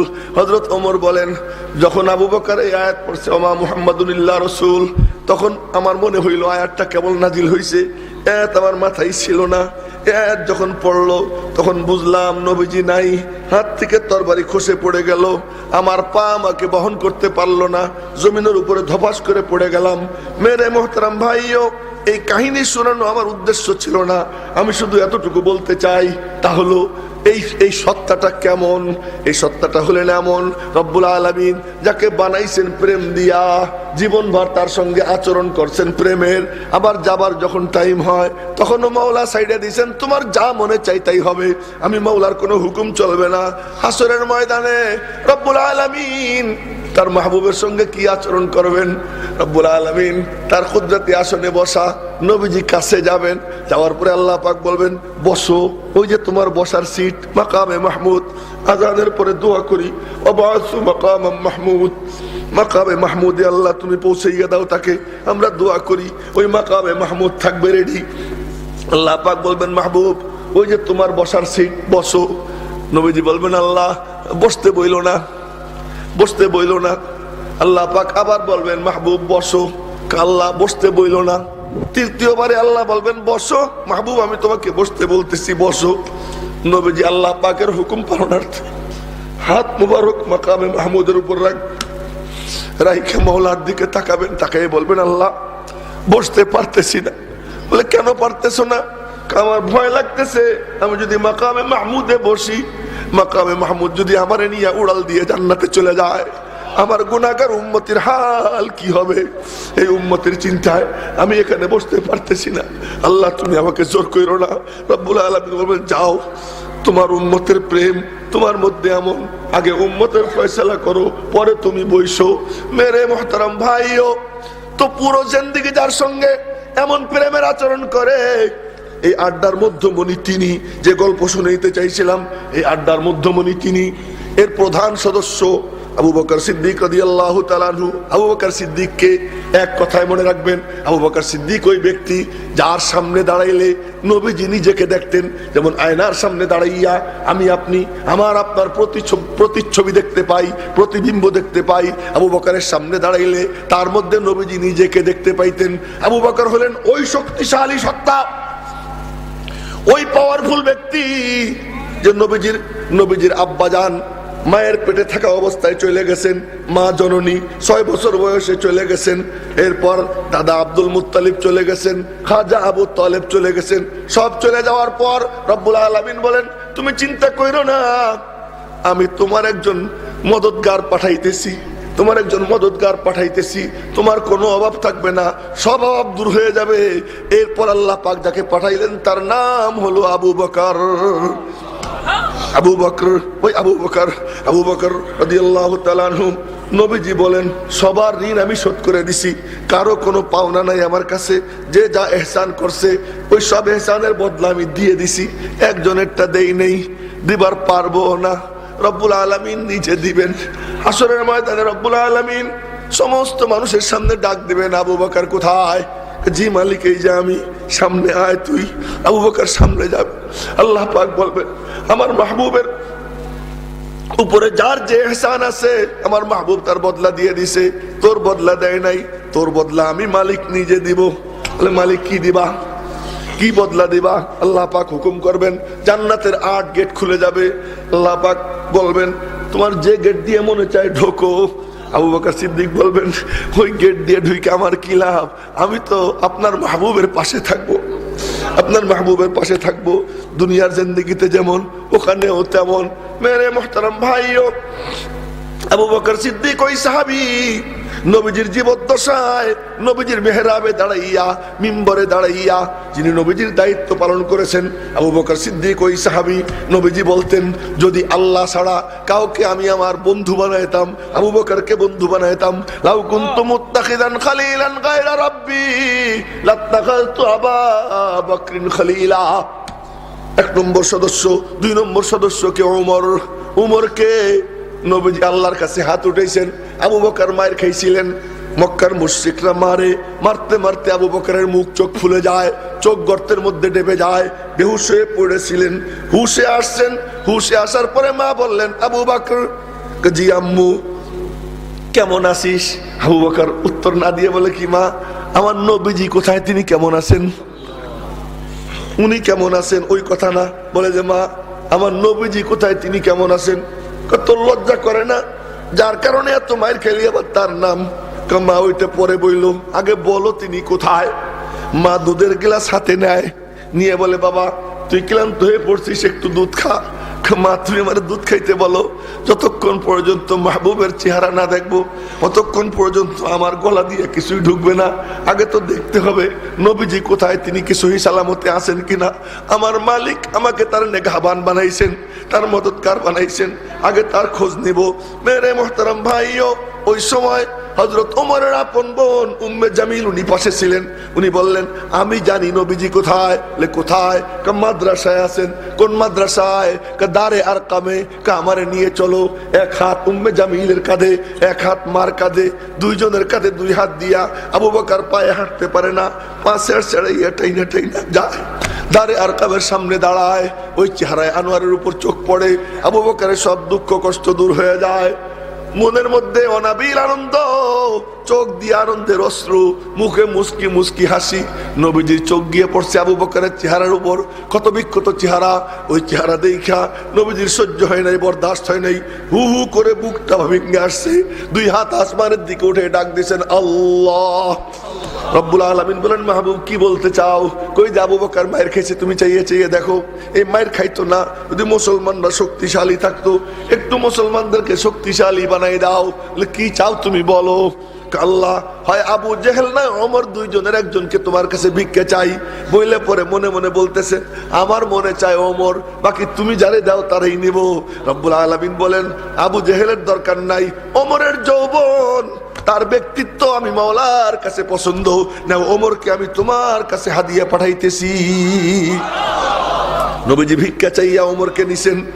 তো এক পর্যায়ে ওমর নবীজিরে খুন করতে যায়, তরবারি হাতে নিয়া ভিতরে ঢুকছে। ঢুকার পরে নবীজি ওমরের চাদর ধরছেন, চাদর ধরে টান দিছেন, টান দিয়ে বললেন, ওমর তোমার কি সময় হয়নি কলেমা পড়ার? ওমর বললেন, সময় না হইলে কি আমি আসছিনি, সময় হয়েছে দেখেই তো আসছি। তরবারি কদমের কাছে রাখে, হাতে হাত দেয়, তওবা করে, কালিমা পড়ে মুসলমান হয়। নবীজি খুশিতে বলে উঠছেন, আল্লাহু আকবার। দারে আরকামের সবাই বলে উঠছে, আল্লাহু আকবার। জিবরাইল এসে হাজির, বলে কি দোস্ত খুব খুশি দেখা যায়? নবীজিরে বলতেছি খুব খুশি দেখা যায়। নবীজি বলতেছেন, খুশি হব না? ভিক্ষা চাইছিলাম পাইয়া গেছি, খুশি। জিবরাইল বলতেছেন, শুধু কি আপনি খুশি নি, আমরা সবাই খুশি। কি কি হয়েছে? আপনারা যেমন আল্লাহু আকবার বলে আনন্দ উদযাপন করতেছেন, আসমানের সব ফেরেশতারা ও ওমর মুসলমান হওয়ায় সবাই তাকবীর ধ্বনি দিতেছে। আসমানের ফেরেশতারাও খুশি হয়ে গেছে, ওমর মুসলমান হয়। ওমর কোন সাহাবী? তিনি দাঁড়াই রইছেন মদিনা শরীফে, জমিন কাইপে উঠছে, হাতে লাঠি, লাঠি দিয়ে জমিনে গুতা দিছেন। গুতা দিয়ে বললেন, এ জমিন, আমি ওমর যে জমিনে ইনসাফ কায়েম করি, আমি তোকে বলতেছি শান্ত হয়ে যা। ওমরের লাঠির গুতার সঙ্গে সঙ্গে ভূমিকম্প বন্ধ হয়ে যায়। ওমর ওই সাহাবী মদিনা শরীফের দিকে আগুন ধেয়ে আসতেছিল, আগুন। খবর গেছে হযরত ওমরের কাছে আগুন ধেয়ে আসতেছে। হযরত ওমর নিজের গায়ের চাদর খুইলা সামনে পাইছেন তামিমে দাঁড়ি, এক সাহাবী রাদিয়াল্লাহু তাআলা আনহু। বললেন, তামিম, আমার চাদর নিয়ে যাও, আগুনের সামনে নাড়াবার, বলবা এটা ওমরের চাদর। ওমর বলছে, তোরে ফিরে যাইতে। হযরত তামিমে দাঁড়ি চাদর নিয়ে নাড়ায় আর বলে, আগুন, ওমর তোরে ফিরে যাইতে বলছে। বলার সঙ্গে সঙ্গে আগুন ফিরে চলে যায়। ওমর ওই সাহাবীরে ভাই কি বলবো ওমরের কথা। ওমর তো ওই সাহাবী, নীল নদের পানি শুকিয়ে গেছে, ষোড়শী অষ্টাদশী মেয়েকে সাজাইয়া, আপাত মস্তক গহনা দিয়ে সাজাইয়া জবাই করলে পরে পানি দিত, এটা ছিল রেওয়াজ। হযরত ওমরের কাছে গভর্নর আমর ইবনুল আস চিঠি লিখছেন, পানি শুকিয়ে গেছে, এই রেওয়াজ এখানে কি করি? হযরত ওমর একটা কাগজে লেখলেন, এ নীলনদ, তুই পানি যদি আল্লাহর হুকুমে দিস, আমার চিঠি পাওয়ার সঙ্গে সঙ্গে পানি দিবি, আর যদি আল্লাহর হুকুমে না চলিস, তোর পানির দরকার নাই। শুধু এতটুকু কথা লেখা কাগজ পাঠাইছেন। ওই কাগজ দেওয়ার সঙ্গে সঙ্গে নীলনদ পানিতে ভরছে। ওই যে ভরছে, আজ পর্যন্ত নীলনদ আর কোনোদিন শুকায় নাই। ওমর ওই সাহাবী, বাতাসেও যার হুকুম চলছে, বাতাসেও হুকুম চলছে। মসজিদ নববীর মিম্বরে দাঁড়াইয়া তিনি খুতবা দিচ্ছেন। এমন সময় মদিনা শরীফ থেকে 1 মাস যাইতে সময় লাগে নাহাওয়ান, এক জায়গা, নাহাওয়ান নামক জায়গা ইরাকের মধ্যে। ওই নাহাওয়ান্দে মুসলিম বাহিনী, তার সেনাপতি হলেন সারিয়া, যুদ্ধ করতেছেন। হঠাৎ করে ওমর বললেন, ইয়া সারিয়া আল জাবাল, হে সারিয়া, পাহাড় দিকে লক্ষ্য দাও, পজিশন ঠিক মতো নাও। এই এতটুকু বলছেন। দীর্ঘ অনেক দিন পরে ওই দল ফেরত আসছে। সারিয়াকে সবাই জিজ্ঞেস করে, কি ব্যাপার? যুদ্ধে আল্লাহ তাআলা জয়লাভ করাই দিছে।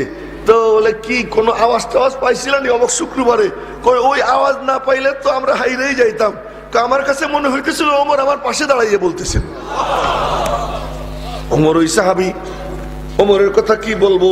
সেই ওমরে ফারুক রাদিয়াল্লাহু তাআলা আনহু, যার জুবানের সঙ্গে, যার অন্তরের থেকে কোনো কথা বের হইলে, মুখ দিয়ে কোনো কথা আসে, রব্বুল আলামিন বললেন, ওমর যা বলে আমিও তাই বলি। ওমর ওই সাহাবী না, তাওয়াফের সময় তাওয়াফ শেষ হয়েছে, হজের সময় তাওয়াফ শেষ হয়েছে। হযরত ওমর মাকামে ইব্রাহিমের সামনে গিয়ে দাঁড়াই রয়েছেন। আমার দিকে দেখেন, চিন্তিত অবস্থায় দাঁড়াই রয়েছেন।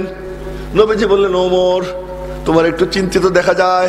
হ্যাঁ, একটু চিন্তা করতেছি। কি চিন্তা করতেছো? মনটা খারাপ লাগতেছে, আব্বার কদম দেখা যায়। এখানে যদি 2 রাকাত নামাজ পড়তে পারতাম কতই না ভালো হইতো। নবীজি বললেন, ওমর তুমি তো আমার মনের কথাই বলছো। তো হযরত ওমর বললেন, তা ফয়সালা দিয়ে দেন। আল্লাহর হাবিব বললেন, ফয়সালা তো জমিনে হয় না, ফয়সালা তো আসমানে হয়। প্রস্তাব তোমার, সমর্থন আমার, ফয়সালা জমিনে হয় না, আসমানে হয়। নবীজিরে বাদ দিয়ে ওমর একা একা যায়। আল্লাহু আকবার। একা একা যায়, একা একা নীরবে গিয়ে বলে, আল্লাহ একটু বইলে দাও না, নামাজ 2 রাকাত পড়ি। তো কোরআনে কারিমে আয়াত নাজিল হয়। ওমর বলে, ওমরের জুবানে যে ভাষা বের হয়, লাউ ইত্তাখাযনা মাকামা ইব্রাহিমা মুসাল্লা, যদি মাকামে ইব্রাহিমকে মুসাল্লা বানাইতাম। আল্লাহ পাক আয়াত নাজিল করেন, ওয়াত্তাখিযু মিন মাকামি ইব্রাহিমা মুসাল্লা। যারা আরবি জানেন তারা বুঝে ফেলছেন, ঠিক ওমর যে ভাষায় বলে, আল্লাহ পাকও সেই ভাষায় আয়াত নাজিল করছেন। ওমর যা বলে আমিও তাই বলি। আর কি একটা দুইটা নি, আরো অনেকগুলো। আম্মা জান আয়েশা সিদ্দিকার ব্যাপারে মিটিং বসছে। সেই মিটিং এ নবী জিজ্ঞেস করতেছেন, আয়েশার ব্যাপারে কি করব, তোমরা পরামর্শ দাও। মুনাফিকরা অভিযোগ করছে, এক একজন এক একটা বলে। হযরত আলী দাঁড়াইয়া বলছেন, ইয়া রাসূলুল্লাহ, আয়েশা কি মাইয়া একটাই নি, আর কোনো মাইয়া নাই? একটা মাইয়া নিয়ে এত দুশ্চিন্তা করার কি আছে? খালি এতটুকু বলছে। বলার সঙ্গে সঙ্গে ওমর দাঁড়াইছে, দাঁড়াই বলে, ইয়া রাসূলুল্লাহ, কি আয়েশারে কি আপনার ঘরে আপনি আনছেন না আল্লাহ পাঠাইছেন? ওমরের কথা, আয়েশা কি আপনার ঘরে কি নিজে আনছেন না আল্লাহ পাঠাইছেন? নবীজি আসমানের দিকে আঙ্গুল তুলে বললেন, আয়েশারে তো আল্লাহই পাঠাইছেন আমার ঘরে।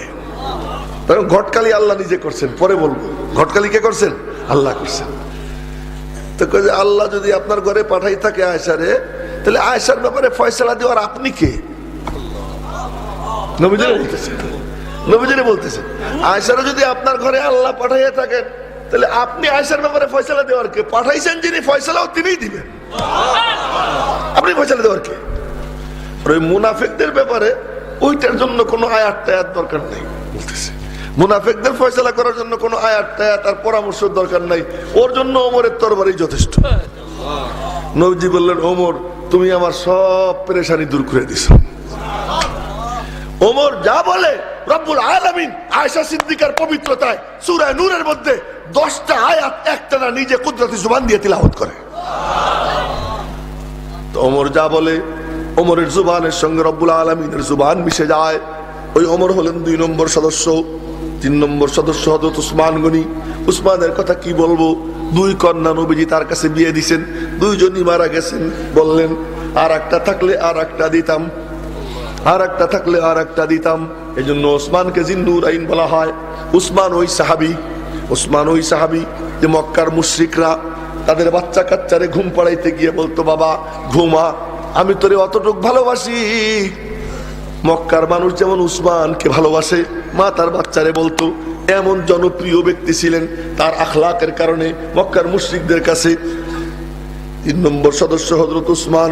উসমান ওই সাহাবী, জমিন দিয়ে হাঁটতেন। নবীজি বলতেন, আমার উসমান যখন জমিন দিয়ে হাঁটে, আসমানের ফেরেশতারা উসমানের কারণে লজ্জা পায়। উসমান এমন সাহাবী। 4 নম্বর সদস্য হযরত আলী। হযরত আলী কেমন, হযরত আলীর কথা কি বলবো। আল্লাহ আল্লাহ, নবীজি হযরত আলীকে বুকের মধ্যে জড়াইয়া ধরে একদিন বলতেছেন, আলী জানিস জান্নাতে তোর ঘরটা আমার ঘরের সামনেই থাকবে। নবীজি বলেন, আমি যার বন্ধু আলী তার বন্ধু। মান কুনতু মাওলাহু ফালিউন মাওলা, আমি যার বন্ধু আলী তার বন্ধু। এই জন্য আলীকে বলা হয় মাওলায়ে কায়নাত। মাওলায়ে কায়নাত, নবীজি যেমন মাওলায়ে কায়নাত, সমস্ত মখলুকাতের মাওলা, আলীও সমস্ত মখলুকাতের মাওলা। এই মজলিসে আড্ডা চলতেছে, এই আড্ডার মধ্যে নবীজি বললেন, শেষ করে দিতে হয় তাড়াতাড়ি না। নবীজি বললেন, যখন আরাম ফিল করবেন আমরা শেষ করে কথা বলবো। আমাদের 2 দিন ব্যাপী মাহফিল, আমরা আছি। আচ্ছা বলতেছি। নবীজি বললেন, এই আড্ডা কেবল শুরু হয়, গল্প কেবল শুরু হয়। এতক্ষণ তো 5 জনের পরিচয় দিলাম, এখন হলো গল্প শুরু হইতেছে। নবীজি বললেন, এটা হাদিস, সবাই হাদিস জানে। নবীজি বললেন, হুব্বিবা ইলাইয়া মিনাদ দুনিয়া সালাস। বলছিলাম রুচি যদি উন্নত হয়, রব্বুল আলামিনের আচরণও উন্নত হবে। তো নবীজি বলতেছেন, হুব্বিবা ইলাইয়া মিনাদ দুনিয়া সালাস, দুনিয়ার 3 জিনিস আমার কাছে প্রিয়। কি কি? আতিব, আত-তাম, ওয়ান-নিসা। একটা হলো আতর, আর একটা হলো খাবার, আর একটা হলো নেককার বিবি। রব্বুল আলামিন বলেন, মাহবুব তাই নাকি, তোমার কাছে এই 3টা প্রিয়? তো দাঁড়াও, দেখো আমার আচরণটা কি হয় তোমার সঙ্গে। আল্লাহ পাক নবীজির কাছে আতর পছন্দনীয়। মাথার থেকে পা পর্যন্ত আল্লাহ পাক নবীজিকে আতর বানাইয়ে দিছেন। পেশাবও আতর, পায়খানাও আতর, ঘামের ফুটাও আতর। না, নবীজি যেখান দিয়ে হাইটা যাইতেন পুরা রাস্তা আতর হয়ে যাইত। সাহাবীরা নবীজিকে তালাশ করতে গেলে মসজিদে না পাইলে কারো কাছে জিজ্ঞাসা করতেন না। মসজিদ থেকে বের হয়ে 2-4টা গলি, ওই গলির মুখে গিয়ে এমন করতেন, নাক দিয়ে ঘিরান নিতেন, ওই ঘিরান নিয়ে বুঝে ফেলতেন নবীজি কোন রাস্তা দিয়ে গেছেন। যে রাস্তায় ঘিরান পাইতেন ওই রাস্তায় হাঁটা দিয়া নবীজিকে পাইয়ে যাইতেন, কারো কাছে জিজ্ঞাসা করা লাগতো না। আতর পছন্দনীয় ছিল, রব্বুল আলামিন তার সঙ্গে এমন আচরণ করছেন। খাবার নবীজির কাছে পছন্দনীয়। আল্লাহ কয় ঠিক আছে, কত খাবার চাও আমি তোমারে দিয়ে দিচ্ছি। বলে কেমন খাবার? তোমার যা মনে চায় তাই কিনবা, খাবা, ব্যবস্থা করবা, খাবা। মক্কার প্রান্তর আমি তোমার জন্য স্বর্ণ বানাইয়ে দিব, স্বর্ণ বানাইয়ে দিব, বাদশাহী জীবন যাপন করবা, সবকিছু রেডি থাকবে, শুধু হুকুম করবা, আইসা হাজির হয়ে যাবে। তোমার কর্মচারী লাগবে না, কর্মচারী আমি নিয়োগ করে দিব, বেতন দেওয়া লাগবে না, তোমার পিছে পিছে ঘুরবে, যা দরকার বলবা ব্যবস্থা করে দিবে। জিব্রাইল পাশে দাঁড়ায় রয়েছে, নবীজি জিব্রাইলের দিকে তাকাইলেন, জিব্রাইল কি বলো? জিব্রাইল কয় আমার দিকে দেখেন, হাত উপরের দিকে নিয়ে নিচের দিকে মারে, আনজা নাফসাক, নিচে হয়ে যাও, উঁচু হইও না, বাদশা হইও না, গোলাম হয়ে যাও। নবীজি বললেন নাবিয়ান আবদা লা নাবিয়ান মালিকা, আমি গোলাম নবী হইতে চাই, বাদশা নবী হইতে চাই না। এক বেলা খাবো, শুকর আদায় করবো, আর এক বেলা না খেয়ে থাকবো, সবর করবো। নবীজির দারিদ্র এটা ইচ্ছাকৃত, অনিচ্ছাকৃত না, আল্লাহ দিয়ে দিছেন আর নিছেন তাই না, চাইয়া নিছেন। আল্লাহ তুমি আমাকে দারিদ্র দিয়ে দাও, দরিদ্র অবস্থায় থাকতে চাই। খাবার পছন্দনীয় ছিল, খাবার পছন্দনীয় ছিল। মেরে মুহতারাম ভাইও, একবার এক খাবার পাকানো হইতেছিল, তাও বকরি। তো বকরির সামনের ঠ্যাং নবীজির খুব পছন্দ ছিল, সামনের ঠ্যাং। তো হযরত উবাইদা রাদিয়াল্লাহু তাআলা আনহু বাবুর্চি, নবীজি বলেন উবাইদা সামনের ঠ্যাং দাও। তুমি দিছেন, নবীজি খাইয়া টেয়া চাইলে ফেলাই দিছেন হাড়, আর একখান দাও, খাইছেন, খাইয়া টেয়া চাইলে ফেলাই দিয়ে বলছেন আর একখান দাও। উবাইদা বলতেছেন ইয়া রাসূলুল্লাহ সামনের ঠ্যাং তো দুইখানি হয়, আর একখান কোথায় পাবো? নবীজি বলেন আরে তুই, আল্লাহ তোর ভালো করুক, তুই করলিটা কি? নবী আমি বলছি, আমি বলছি দিতে, তুই দিতে যাবি, এরপরে আল্লাহ কি করে না করে তখন দেখবি। তুই আগের থেকেই মন্তব্য কেন করলি, সব বরবাদ করে দিলি। তুই যদি দিতে থাকতি তা আমি যতক্ষণ চাইতাম ততক্ষণ পর্যন্ত আল্লাহ পাক দিতে থাকতেন। আল্লাহ তাআলা একেবারে কিসের মধ্যে দিছে? একদিন শীতকালে কিছু সাহাবী বাইরে ঘুরে, এই তোরা ঘুরিস কেন? নবীজি বল ঘুরিস কেন? কে রাসূলুল্লাহ খিদে লাগছে, দুপুর বেলায় খাবার নাই ঘরে, এই জন্য বের হয়ে আসছি। নবীজি বললেন তোদের যেমন খিদে লাগছে আমারও তো খিদে লাগছে। তো সাহাবীদের খিদে দেখে জজবা এসে গেছে। তো বললেন আলী, জি ইয়া রাসূলুল্লাহ, এই চাদর নিয়ে যাও, খেজুর গাছ তলায় বিছাও, আর বলো যে আল্লাহর রাসূল খেজুর দিতে কইছে। হযরত আলী গিয়া খেজুর গাছ তলায় খেজুর চাদর বিছাইছেন। আমরা হইলে বলতাম শীতকাল, গাছে কিচ্ছু নাই, খেজুর চান। এই জন্য আল্লাহ আমাদেরকে ওই যুগে পাঠায় নাই। তা হযরত আলী গেছেন, চাদর বিছাইছেন, চাদর বিছাইয়া খেজুর গাছটা ডাক দিছেন, আইয়ুহান নাখলা ইন্না রাসূলুল্লাহ কাদ আমারাকে আন তুসমিরি। এ খেজুর গাছ, আল্লাহর রাসূল তোরে হুকুম করছেন ফল দিতে। বলার সঙ্গে সঙ্গে তাজা তাজা পাকা খেজুর টপটপাইয়া পড়তে পড়তে পুরো চাদর ভরে গেছে, নবীর সামনে আইনা দিছেন। তো খাবার পছন্দনীয় ছিল কিন্তু কম খাইছেন, ওই বর্ণনা দিব না। 3 নম্বর অন্নিসা, নেককার বিবি পছন্দ। আল্লাহ কয় নেককার বিবি তোমার পছন্দ, তো চলো দেখো আমি কি করি। জিবরাইল এসে বলে ও দোস্ত কি বউ ভাত করেন, অলিমা করেন। অলিমা করবো, কি হয়েছে? আপনার বিয়ে হয়েছে। আমার বিয়ে হয়েছে? হ্যাঁ, আল্লাহ পাক আরশে আজিমে আমাদেরকে সামনে নিয়া জয়নাবকে আপনার সঙ্গে বিয়ে দিয়ে দিছে। তো বিয়ে দেওয়ার কাণ্ডটা কে করে? মোল্লাই করে না? কে করে? মোল্লারাই তো বিয়ে টিয়ে পড়ায় না। নবীজির জন্য আল্লাহ নিজে মোল্লা হয়ে যায়। নবীজি চাহিদা নেককার বিবি, আল্লাহ পাক নেককার বিবির বিয়া নিজে পড়াইতেছেন, নবীজির বিবির বিয়া না, বিয়েও পড়াইছেন, ঘটকালিও করছেন। ঘটকালির কথা পরে বলবো, তো নবীজির রুচি 3টা বলছেন, বলা শেষ। আবু বকর সিদ্দিক দাঁড়ায় বলে ইয়া রাসূলুল্লাহ কি? আমার কাছেও 3টা জিনিস পছন্দনীয়। কি? 1 নম্বর আন-নাযরু ইলা ওয়াজহিক, আপনার দিকে তাকাইয়া আপনার নুরানি চেহারা দেখা, এটা আমার কাছে 1 নম্বরের রুচি। আমার শুধু মনে চায় আপনারে চাইয়ে দেখবো, দূরে সরতে মনে চায় না। সুযোগ পাইলে আপনারে তাকাইয়ে দেখতে মনে চায়। আপনাকে দেখা 1 নম্বরের রুচি। 2 নম্বর ওয়া ইনফাকু মালি আলা হুকমিক, আপনার হুকুমে আল্লাহর রাস্তায় মাল ব্যয় করা, এটা আমার 2 নম্বরের রুচি। 3 নম্বর ওয়া আন তাকুনা বিনতি ফি বাইতিক, আমার কন্যা আপনার ঘরে থাকবে, আপনি আমার জামাই হবেন, আমি আপনার শ্বশুর হব, এটা আমার কাছে খুব পছন্দ। 3টা উনি বলছেন। আল্লাহ পাক বললেন আবু বকর তোর যখন রুচি এমন, দেখ আমি কি আচরণ করি। হিজরতের সময় সবাইরে আল্লাহ অনুমতি দিয়ে দেয়, আবু বকরের অনুমতি দেয় না। আবু বকর বলে, আবু বকর তুই থাক, তোর কাম আছে। বলে কি কাম? হিজরতের সময় রব্বুল আলামিন বলেন, মাহবুব আমার সবচেয়ে দামি সম্পদ, আমার মাহবুবকে আমি আবু বকরের কাছে আমানত রাখলাম। আবু বকর তোমার কোলে দিয়ে দিলাম, তুমি নিয়ে যাও। জিবরাইলকে দিয়ে স্কোয়াড গঠন করেন নাই আল্লাহ পাক, আবু বকরের কাছে আমানত রাখছেন। আবু বকর বলছেন, ইয়া রাসূলুল্লাহ বাইরে দাঁড়ান। সিদ্দিক যতক্ষণ পর্যন্ত ক্লিয়ারেন্স না দিবে নবী গর্তের মধ্যে ঢুকতে পারবে না। নবী তখন ঢুকবে, সিদ্দিক যখন ক্লিয়ারেন্স দিবে আপনি বাইরে দাঁড়ান। আবু বকর সিদ্দিক ভিতরে ঢুকছেন, পুরো গর্ত ঝাড়ু দিছেন, নিজের চাদর ছিড়া মুইড়া বানাইয়া বানাইয়া গর্তের মুখগুলো বন্ধ করছেন। চাদর শেষ, গর্তের মুখ এখনো বাকি রয়ে গেছে। নিজের পা মুবারক আবু বকর সিদ্দিক পায়ের গুড়ালি গর্তের মুখে দিয়ে আসন দিয়ে বসে বলে, এবার গর্ত ক্লিয়ার। সিদ্দিকের ক্লিয়ারেন্স মিলে গেছে। নবী এবার তাশরীফ আনেন, এবার নবীজি ঢুকেন। আবু বকর সিদ্দিক বলেন, ইয়া রাসূলুল্লাহ বড় ক্লান্ত আপনি, আমার কোলে মাথা রেখে ঘুমান। রব্বুল আলামিন বলেন, আবু বকর তুই না দেখতে চাইছিলি, দেখা তোর পছন্দ, আমি মাওলা তোরে সুযোগ করে দিলাম, আর কেউ নাই, তুই একা একা আমার মাহবুব রে দেখ। একদিন না, একটা না, 3 দিন আবু বকর নবীজির কোলে নিয়ে তাকাইয়া তাকাইয়া দেখে, তাকাইয়া তাকাইয়া দেখে। আল্লামা ইবনে হাজার আসকালানি লেখেন, আবু বকরের কোলে নবীজির চেহারা মনে হইতেছিল যেন রেহেলে কোরআন শরীফ খোলা। রেহেলে কোরআন শরীফ খুললে যেমন দেখা যায়, আবু বকরের কোলে নবীজির চেহারা ওইরকম মনে হইতেছিল। কোলে নিয়া 3 দিন 3 রাত 72 ঘন্টা মাঝখানে নামাজ কালাম চলে, বাকি সময় চাইয়ে চাইয়ে দেখে। একদিন হযরত ওমর বলতেছেন, ভাই আবু বকর কি আমার সারা জিন্দেগির আমল আপনি নিয়ে যান, আমারে আপনার 3টা রাত দিয়ে দেন, ওই 3টা রাত দিয়ে দেন।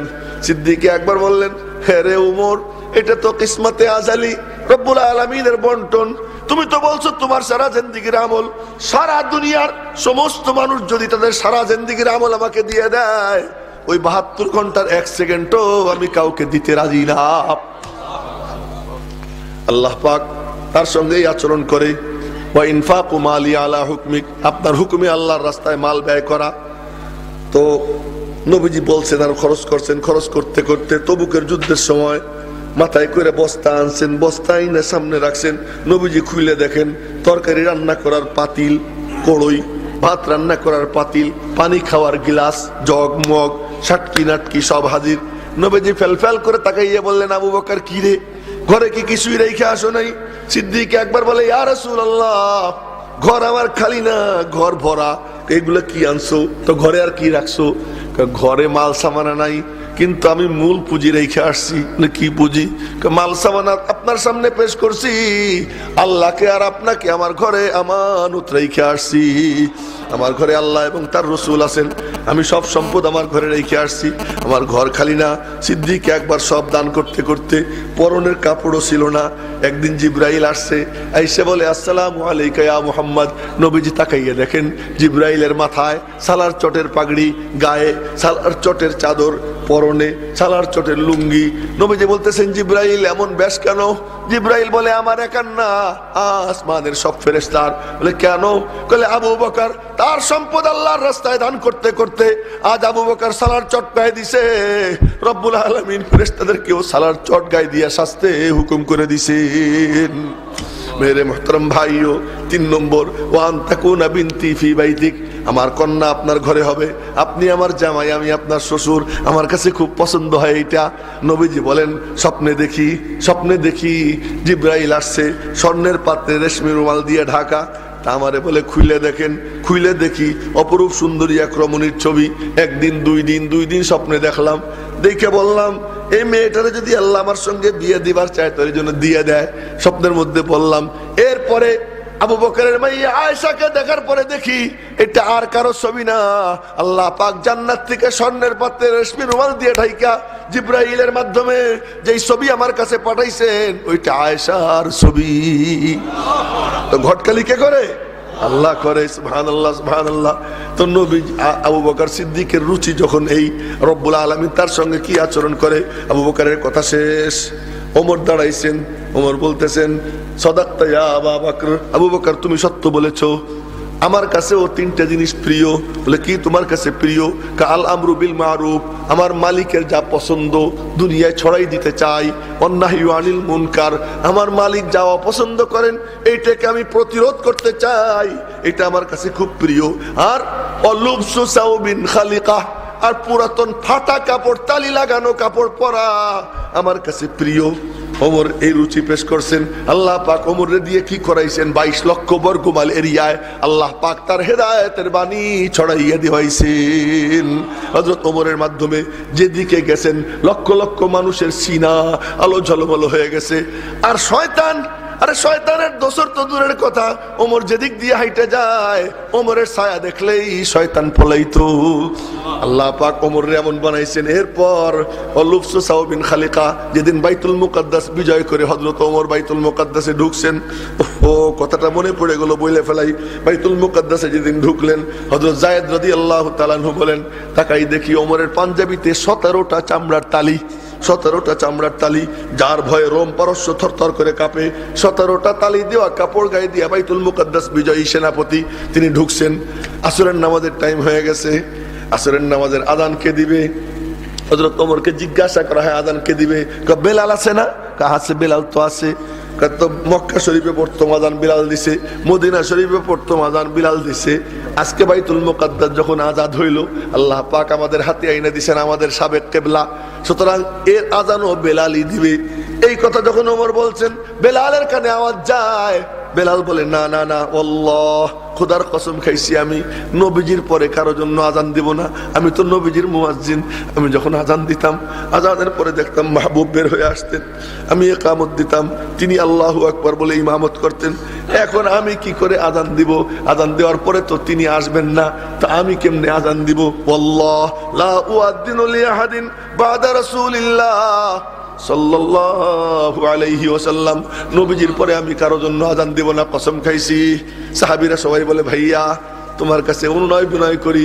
সব খ্রিস্টানরা চাইয়ে চাইয়ে দেখে একটা হাফসির কালা গোলাম, দাদরা খাদরা চেহারা, চ্যাপটা নাক, ছোট ছোট কান, তার কাছে সবাই কাকতি মিনতি করতেছে। কি দৃশ্য! সবাই দূরে দাঁড়াইয়ে দেখে। অবশেষে হযরত ওমর নিজে গেছেন, গিয়ে বলতেছেন, বেলাল তোমার কাছে অনুরোধ করি আজানটা তুমি দাও। বেলাল বলে, আপনিও বলতেছেন, আপনিও বলতেছেন, আমি যে কসম খাইছি, কসমের কাফারা দিও, কিন্তু আজান তোমার দেওয়া লাগবে। মসজিদ হারামে প্রথম আজান তুমি দিছো, মসজিদে নববীতে প্রথম আজান তুমি দিছো, এই বাইতুল মুকাদ্দাস আল্লাহ পাক আমাদের হাতে আইনা দিছেন, এখানেও প্রথম আজান তোমার দিতে হবে। বলার পরে বেলাল কয়, এত মজবুর করলেন আপনি আমাকে, আচ্ছা দেই। আজান দিতে দাঁড়াইছেন, আল্লাহু আকবার, আল্লাহু আকবার, আল্লাহু আকবার, আল্লাহু আকবার, আশহাদু আল্লা ইলাহা ইল্লাল্লাহ, আশহাদু আল্লা ইলাহা ইল্লাল্লাহ। এটা শেষ করে যখন বলতে গেছে আশহাদু আন্না মুহাম্মাদ, আর বলতে পারে না। আশহাদু আন্না মুহাম্মাদ যখন বলছে আর বলতে পারে না। বেলাল বুকে হাত দেয়, বইসে পড়ে, একেবারে হাউমাউ করে কান্না শুরু করে, আর আজান দিতে পারে না। এদিকে সূর্য নিচের দিকে নামতেছে, সূর্য ডুবো ডুবো ভাব, নামাজ কাজা হয়ে যাবে। হযরত ওমর নিজে আসছেন। বেলাল, ও বেলাল শান্ত হও, নিজেকে নিয়ন্ত্রণ করো, আজান কমপ্লিট করো, আদ্রিকিল আজান, আজান কমপ্লিট করো, আতমিমিল আজান, আজান কমপ্লিট করো, নামাজ পড়তে হবে। বেলাল কাঁদতে কাঁদতে আজান কমপ্লিট করে। সেই কিবলা না, সেই কিবলা ওমরে ফারুক যেই কিবলা দখল করার পর বেলাল প্রথম আজান দিছেন, ওখানে যেখানে নবীজি দাঁড়াইয়া ইমামতি করছেন, সব নবীরা মুক্তাদি, ওখান থেকে সিল লাগে ইমামুল মুরসালিন, সব রসুলদের ইমাম। মেরে মোহতারাম ভাইও, সেই কিবলা কয়েকটা সন্ত্রাসী দখল করে, কিছুই করতে পারি না। কেন? কেন? আর কোনো কারণ না, বিকৃত রুচির কারণে, ইহুদি খ্রিস্টানদের আদর্শ আঁকড়াইছো, তাই আজকে এই অবস্থা। মেরে মোহতারাম ভাইও, হযরত ওমরের কথা শেষ, হযরত উসমান দাঁড়াইছেন, দাঁড়াই বললেন, সাদাক্তা ইয়া ওমর, ওমর তুমি সত্য বলছো, আমার কাছেও তিনটা জিনিস প্রিয়। নবীজি বললেন, উসমান তোমার কাছে কি কি প্রিয় বলো? উসমান বললেন, ইতামুল জিয়ান ওয়া কিসওয়াতুল উরিয়ান ওয়া তিলাওয়াতুল কুরআন, ক্ষুধার্তদেরকে খাওয়ানো, বস্ত্রহীনদেরকে কাপড় দেওয়া, উলঙ্গদেরকে বস্ত্র দিয়া তাদেরকে সজ্জিত করা, আল্লাহ পাকের কালামের তিলাওয়াত করা, এই তিনটা আমার কাছে প্রিয়। আল্লাহ আল্লাহ রব্বুল আলামিন উসমানরে দিয়ে কি করাইছেন, কি পরিমাণ দান আল্লাহ ওনারে দিয়ে করাইছেন, ইতিহাস দেখেন। পরিশেষে ওনার যে রুচি তিলাওয়াতুল কোরআন, কোরআনে কারীমের তিলাওয়াত, আল্লাহ কয় উসমান তোর রুচি যখন কোরআনে কারীমের তিলাওয়াত, দেখ আমি মাওলা তোর সঙ্গে কি করি। 40 দিন পর্যন্ত শত্রুরা ঘেরাও করে রাখছে, উসমানকে খাবার দেয় না, পানিও দেয় না। 40 দিন পর্যন্ত উসমান ওই ঘেরার মধ্যে থাইকা শুধু কোরআনে কারীমের তিলাওয়াত করছেন। 40তম দিবসে গিয়া হাসান হুসাইন বলে, চাচ্চু অনুমতি দেন, কয়েকটা সন্ত্রাসী আমরা দমন করে ফেলাই। উসমান বললেন, না আমি সবর করব, তোরা যা। হযরত আলী গেছেন, গিয়ে বলতেছেন, ছেলে পেলেরা বলে অনুমতি দিলে কি হয়? আলী শুনে যা দেখি। আমার একটু চোখ বন্ধ হয়ে গেছিল, তন্দ্রা ভাব আসলো। সরকারে দো আলম সাল্লাল্লাহু আলাইহি ওয়াসাল্লামের সঙ্গে মুলাকাত হইল। তিনি আমাকে বললেন, উসমান তুমি যদি চাও আমি বদদুয়া করে দেই, তোমার শত্রু সব ধ্বংস হয়ে যাবে। আর যদি তুমি চাও সবর করো, তুমি আজকে রোজা রাখছো আমি জানি, তো সন্ধ্যাবেলায় তুমি ইফতার আমার সঙ্গে কইরো। ইফতারের আয়োজন আমি করতেছি, ইফতারের আয়োজন আমি করতেছি, তুমি আমার সঙ্গে ইফতার করো। তা আমি মাহবুবকে কথা দিছি, আপনার সঙ্গে আমি ইফতার করব, সবর করব। সবরের কথা বলছি, আমি সবর করব, আমি নবীজির সঙ্গে ইফতার করব। কারণ নবীজি আমাকে বুকের সঙ্গে জড়াই ধরছেন, হাত মুবারক আমার বুকে রাখছেন, শীতলতা এখনো অনুভব করতেছি। আমার কোনো পিপাসাও নাই, আমার কোনো খিদাও নাই, সব দূর হয়ে গেছে। কোনো পিপাসা, কোনো খিদা নাই। আর দুনিয়া কিয়ামত হয়ে যাইতে পারে, কিন্তু নবীজির সঙ্গে কথা দিছি ইফতার তার সঙ্গে করব, ওই ইফতার আমি করবই করব। আসরের টাইম হয়ে যায়, আসরের নামাজ পড়ছেন। আসরের নামাজ পড়ে কোরআনে কারীম খুইলা তেলাওয়াত শুরু করছেন। চামড়ায় লেখা কোরআন শরীফ কত বড় হইতে পারে, বিশাল কোরআন শরীফ খুইলা সামনে নিয়ে পড়া শুরু করছেন। পিছন থেকে প্রথম পারা পড়তেছিলেন, দেয়াল ভাঙ্গা দেয়াল পুইড়া এক শত্রু ভিতরে ঢুকে খঞ্জর দিয়ে মারতে আরম্ভ করে। তো পিছন থেকে মারছে, বুক দিয়ে ফিনকি দিয়ে রক্ত বের হইছে। ওই রক্ত গিয়ে কোরআন শরীফের উপর ছিটে পড়ে, কোরআন শরীফ লাল হয় উসমানের রক্তে। যে আয়াতের উপরে রক্ত পড়ে ওই আয়াত হলো ফাসায়াকফিকাহুমুল্লাহ, তোমার পক্ষ থেকে আল্লাহ তাদের জন্য যথেষ্ট। এই আয়াতের উপরে রক্ত গিয়ে পড়ে। ওই খঞ্জরের আঘাতে উসমান কোরআন শরীফের উপরে পড়ে গেছেন উপর হইয়া। কোরআন শরীফ উসমানকে জড়াইয়ে ধরে, উসমানও কোরআন শরীফকে জড়াইয়ে ধরে। শেষ মুহূর্তে রব্বুল আলামিন বলেন, দেখ উসমানের রুচি তিলাওয়াতুল কোরআন, আমি মাওলা তারে কোরআনে কারীমের তিলাওয়াতে শুধু করাইনি, কোরআনও তারে জড়াই ধরে, সেও কোরআনকে জড়াইয়ে ধরে। কিয়ামতের ময়দানে শাহাদাতের পক্ষে অনেকের শহীদ হওয়ার পক্ষে সাক্ষী দিবে। গাছপালা, তরুলতা, জীবজন্তু, মানুষ, মাটি ইত্যাদি ইত্যাদি উসমানের শাহাদাতের পক্ষে সাক্ষী দিবে স্বয়ং মওলা পাকের কালাম। উসমানের কথা শেষ, হযরত আলী দাঁড়াইছেন। আমারও 3টা জিনিস প্রিয়। কি আলী, তোমার কাছে কি প্রিয়?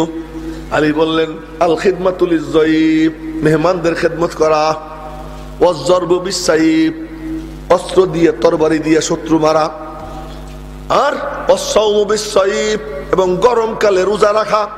এই 3টা আমার কাছে খুব প্রিয়। দেখছেন রুচিকারে বলে, আল খিদমাতুল লিয-যায়ীফ, মেহমানদের খেদমত করা, আর ওয়াজ-যরবু বিস-সাইফ, শত্রুকে তরবারি দিয়ে নিধন করা, আর ওয়াস-সাওমু বিস-সাইফ, গরমকালে রোজা রাখা। হযরত আলীর মেহমান নওয়াজি কেমন ছিল, খালি একটা ঘটনা শোনাবো। একদিন গরমকালে রোজা রাখছেন, রোজা রাইখা ইফতারের আগে ইফতার করতে বসছেন। তিনিও রোজা, সাইয়্যিদা ফাতেমাও রোজা, সৈয়দ হাসান, সৈয়দ হুসাইন তারাও রোজা, বাপ বেটা এবং হযরত ফাতেমা বান্দি 5 জন ইফতার করতে বসছেন। 5 জনের সামনে একটা করে রুটি, 1 গ্লাস করে পানি। এই যে রুটি দিয়ে ইফতার করবেন, এমন সময় বাহিরে হাত, একজন মুসাফির হাত দিছে, আমি ক্ষুধার্ত, আমারে কি কেউ কিছু খাওয়াবেন? হযরত আলী নিজের রুটিটা হাতে নিলেন, নিয়ে বললেন, হাসান, জি আব্বু, রুটিটা নিয়ে যাও, মুসাফিরকে দাও, আমি পানি দিয়ে ইফতার করব। হাসান রুটি হাতে নিয়ে বলতেছেন, আব্বু অনুমতি দিলে আমারটাও দিয়ে দেই। আব্বু বললেন, আরে বাবা, এটা কোনো অনুমতির বিষয় হইল নি, তোর দিতে মনে চাইলে তোরটা দিয়ে দে। উনি ওনারটা নিয়ে 2টা নিয়ে রওনা দিবেন। শহীদে কারবালা হুসাইন বলতেছেন, ভাইয়া আমারটা থাকবে কেন, আমারটাও নাও। হুসাইন তারটা দেয়। হযরত ফাতেমা বলতেছেন, দান করা যার কাছ থেকে শিখলা, আমি তার কন্যা, দান করা যার কাছ থেকে শিখছো আমি তার কন্যা, তোমরা দান করবা, তোমরা মুসাফিরদের খাওয়াবা, আর আমার রুটি বুঝি এখানে বসে বসে খাবো, ধর আমারটাও নিয়ে যা। এই চারটে নিয়ে রওনা হবে। এখন বান্দি বলে কি, শাহজাদা দাঁড়াও, কিয়ামত পর্যন্ত আনেওয়ালা মানুষ জানবে শুধু আলী আর আলীর সন্তানরাই শুধু সখী না, আলীর বান্দিও সখী ছিল, রুটি আমারটাও নিয়ে যাও। এই 5 রুটি নিয়ে বাহিরে দিয়ে আসে হযরত হাসান, সবাই মিলে পানি দিয়ে ইফতার করে। হযরত আলী রাদিয়াল্লাহু তাআলা আনহুর কথা শেষ, এর মধ্যে জিবরাইল এসে হাজির, এসে বলতেছে আপনাদের কথাবার্তা মাওলা খুব মনোযোগ দিয়ে শুনতেছিলেন, আমাকে পাঠাইছেন আড্ডায় শরীক হইতে। শুধু আমাকে শরীক হইতে বলছেন তাই না, আল্লাহ পাক নিজেও আড্ডায় শরীক হবেন। কন্যা জোরে সরে আল্লাহু আকবার। তা জিবরাইল বলে, এই কথা বলার পরে নবীজি বললেন তা আল্লাহ পাক কি জন্য পাঠাইছেন তোমারে বলো। আল্লাহ পাক আমারে বলছেন তুমি যদি দুনিয়ার অধিবাসী হইতা তোমার কাছে কি কি প্রিয় তুমি জানাইয়া দাও। তো জিবরাইল এসে বলে আমি যদি দুনিয়ার অধিবাসী হইতাম আমার কাছেও 3টা জিনিস প্রিয়। বলে কি? ইরশাদুদ-দাল্লিন, গুমরাহদেরকে হেদায়েতের পথ দেখানো, ওয়া ইআনাতু আহলি ইয়ালিল মুসিরিন, দরিদ্রদের পরিবার পরিজনকে সহযোগিতা করা, দরিদ্র লোকের বাচ্চা কাচ্চাদের দিকে সুদৃষ্টি দেওয়া, তাদেরকে সাহায্য করা। 3 নম্বর অল হুব্বু মাল মাসাকিন, যারা মিসকিন তাদের সঙ্গে মোহাব্বতের সম্পর্ক রাখা, তাদেরকে দোস্ত বানানো। আমরা তো পয়সাওয়ালা দেখে দোস্ত বানাই, গরিবদেরকে দোস্ত বানাই না। জিবরাইল বলতেছেন আমি যদি দুনিয়ার অধিবাসী হইতাম মিসকিনদের সঙ্গে মোহাব্বত রাখতাম। বইলা বলতেছে আল্লাহ পাকের কাছেও 3টা জিনিস মাহবুব, আল্লাহ পাক ওইটাও জানাই দিতে বলছেন। বলে আল্লাহর কাছে কি কি মাহবুব? জিবরাইল বললেন আল্লাহ পাকের কাছে মাহবুব বজলুল ইস্তিতাআ, যার যা সামর্থ্য ওইটা ব্যয় করা। কেউ যৌবন দিতে পারে যৌবন দিবে, কেউ মেধা দিতে পারে মেধা দিবে, কেউ শ্রম দিতে পারে শ্রম দিবে, কেউ অর্থ দিতে পারে অর্থ দিবে। আল্লাহর দ্বীনের হেফাজতের জন্য যার যে সামর্থ্য আছে ওই সামর্থ্য ব্যয় করা আল্লাহ পছন্দ করেন। বজলুল ইস্তিতাআ 1 নম্বর। 2 নম্বর আস-সাবরু ইনদাল ফাকা, দারিদ্রের সময়, ক্ষুধার সময়, অভাবের সময় সবর করে মাওলার কাছে ভিক্ষা চাওয়া মাওলা পছন্দ করেন। দুনিয়ার কারো কাছে হাত পাতা আল্লাহ তাআলা পছন্দ করেন না, সবর করাকে আল্লাহ তাআলা পছন্দ করেন। ওয়াস-সাবরু ইনদাল ফাকা। 3 নম্বর ওয়াল বুকাউ ইনদান নাদামা, এবং যখন লজ্জিত হয় গুনার কারণে লজ্জিত হইয়া কান্নাকাটি করা আল্লাহ তাআলা পছন্দ করেন। তা আল্লাহর পছন্দ কি কি? বজলুল ইস্তিতাআ, সামর্থ্য যার যা আছে আল্লাহর জন্য ব্যয় করা। আমি বলতে পারি বলবো, একজন লিখতে পারে লিখবে, আমার ভাই অর্থ দিতে পারেন অর্থ দিবেন, পরামর্শ দিতে পারেন পরামর্শ দিবেন, আর একজন সময় দিতে পারে সময় দিবেন, আর একজন শ্রম দিতে পারে শ্রম দিবেন। যার যা আছে ওইটা আল্লাহর দ্বীনকে জিন্দা করার জন্য ব্যয় করা আল্লাহ তাআলা পছন্দ করেন। বজলুল ইস্তিতাআ ওয়াস-সাবরু ইনদাল ফাকা, দারিদ্রের কথা কারো কাছে বলবো না, বললে একমাত্র কার কাছে বলবো? আল্লাহর কাছে বলবো, আল্লাহ এটা পছন্দ করেন। ওয়াল বুকা ইনদান নাদামা, এবং গুনার কারণে লজ্জিত হইয়া কান্না, এটা আল্লাহর কাছে পছন্দ। এই পছন্দ, এই যে দেখেন রুচি, যে কথাটা বলতে চাইছিলাম, রুচি যদি উন্নত হয় তাহলে আল্লাহ পাকের আচরণ তাদের সঙ্গে উন্নত হয়। সেই আচরণগুলো দেখাইয়া যে আয়াতে কারিমা তিলাওয়াত করছিলাম, চলুন এমনি এমনি পড়ি নেই। আল্লাহ পাক বলেন এই সবচেয়ে সেরা রুচিবান আমার মাহবুব। এই জন্য নবীজির সব কিছুকে হাদিস বলা হয়েছে, কি হয় নাই? হাদিস মানে কি জানেন? হাদিস মানে নতুন। হাদিস মানে কি? নতুন। নতুন মানে আধুনিক। তার মানে নবীজির কথা, নবীজির কাজ, নবীজির আচরণ, নবীজির আমল, এই সব কিছু কিয়ামত পর্যন্ত যত আধুনিক আসবে সেই আধুনিকের উপরে সর্বাধুনিক অত্যাধুনিক জনাবে মুহাম্মদুর রাসূলুল্লাহ সাল্লাল্লাহু আলাইহি ওয়াসাল্লামের রূপ। এজন্য আল্লাহ পাক রব্বুল আলামিন বলেন মা আতাকুমুর রাসূল ফাখুযুহু, আমার মাহবুবের রুচিকে মজবুত করে ধরো। ওমা নাহাকুম আনহু ফান্তাহু, যা তিনি অপছন্দ করছেন নিষেধ করেছেন তার থেকে ফিরে থাকো। মাহবুব মাথায় টুপি দিতেন, পছন্দ, আল্লাহ পাকের পছন্দ। মাহবুব মুখে দাড়ি রাখতেন, আল্লাহ পাকের পছন্দ।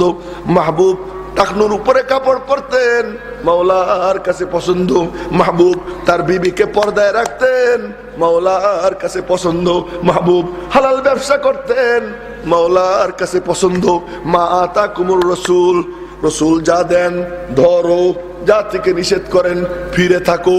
এইটাই হলো সর্বাধুনিক সবচেয়ে উন্নত রুচি। ওই রুচি তোমাদের হয়ে যাক, চাওয়া লাগবে না। বিনা চাওয়ায় বলা আসমানি সাহায্য নাজিল করে তোমাদের কিবলা তোমাদের কাছে ফিরে গিয়ে দিবেন। রুচি সুন্দর করো। সেই উন্নত রুচি কোথায় পাওয়া যায়? উলামা ইকরামের কাছে পাওয়া যায়। আলেম কোথায় পাওয়া যায়? আলেম কোথায় পয়দা হয়? মাদ্রাসায় পয়দা হয়। আজ যদি নবীজির রুচিকে জিন্দা রাখতে হয় তো মাদ্রাসা জিন্দা রাখতে হবে। যারা মাদ্রাসা জিন্দা রাখে তারা নবীজির মিশনের হেফাজত করে। তো নবীজির মিশনের হেফাজতের সৈনিক হইতে কে কে রাজি আছি? ইনশাআল্লাহ রাজি আছি তো ইনশাআল্লাহ। আল্লাহ তুমি হাতগুলো কবুল করো। দেখি কেমন রাজি, একটু নমুনা দেখি। বিসমিল্লাহ বলে একটু পকেটে হাত দেন। ওই যে আমি যে মানে পাতি আসল পাতি, সেই আসলটা আপনাদের সামনেও পাততেছি, আমিও দেই আপনারাও দেন। বিসমিল্লাহ বলে তাড়াতাড়ি করেন, দেরি করেন না। পকেটে হাত দেন যার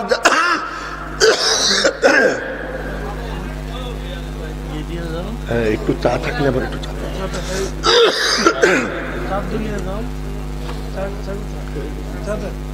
আরে কাছাকাছি, হ্যাঁ, স্বেচ্ছাসেবকরা গিয়ে এক একজনে মানে হাইটা হাইটা নিয়ে আসুক। 8-10 জনের টাই নিয়ে না আমার এখানে দিয়ে থাক।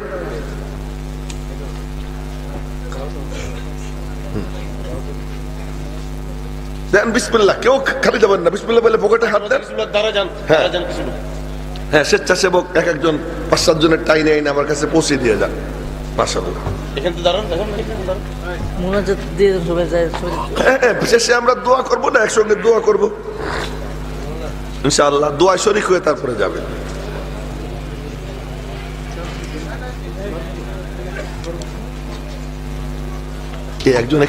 একজন এখানে দাঁড়াই হাত দিয়ে নে। হ্যাঁ,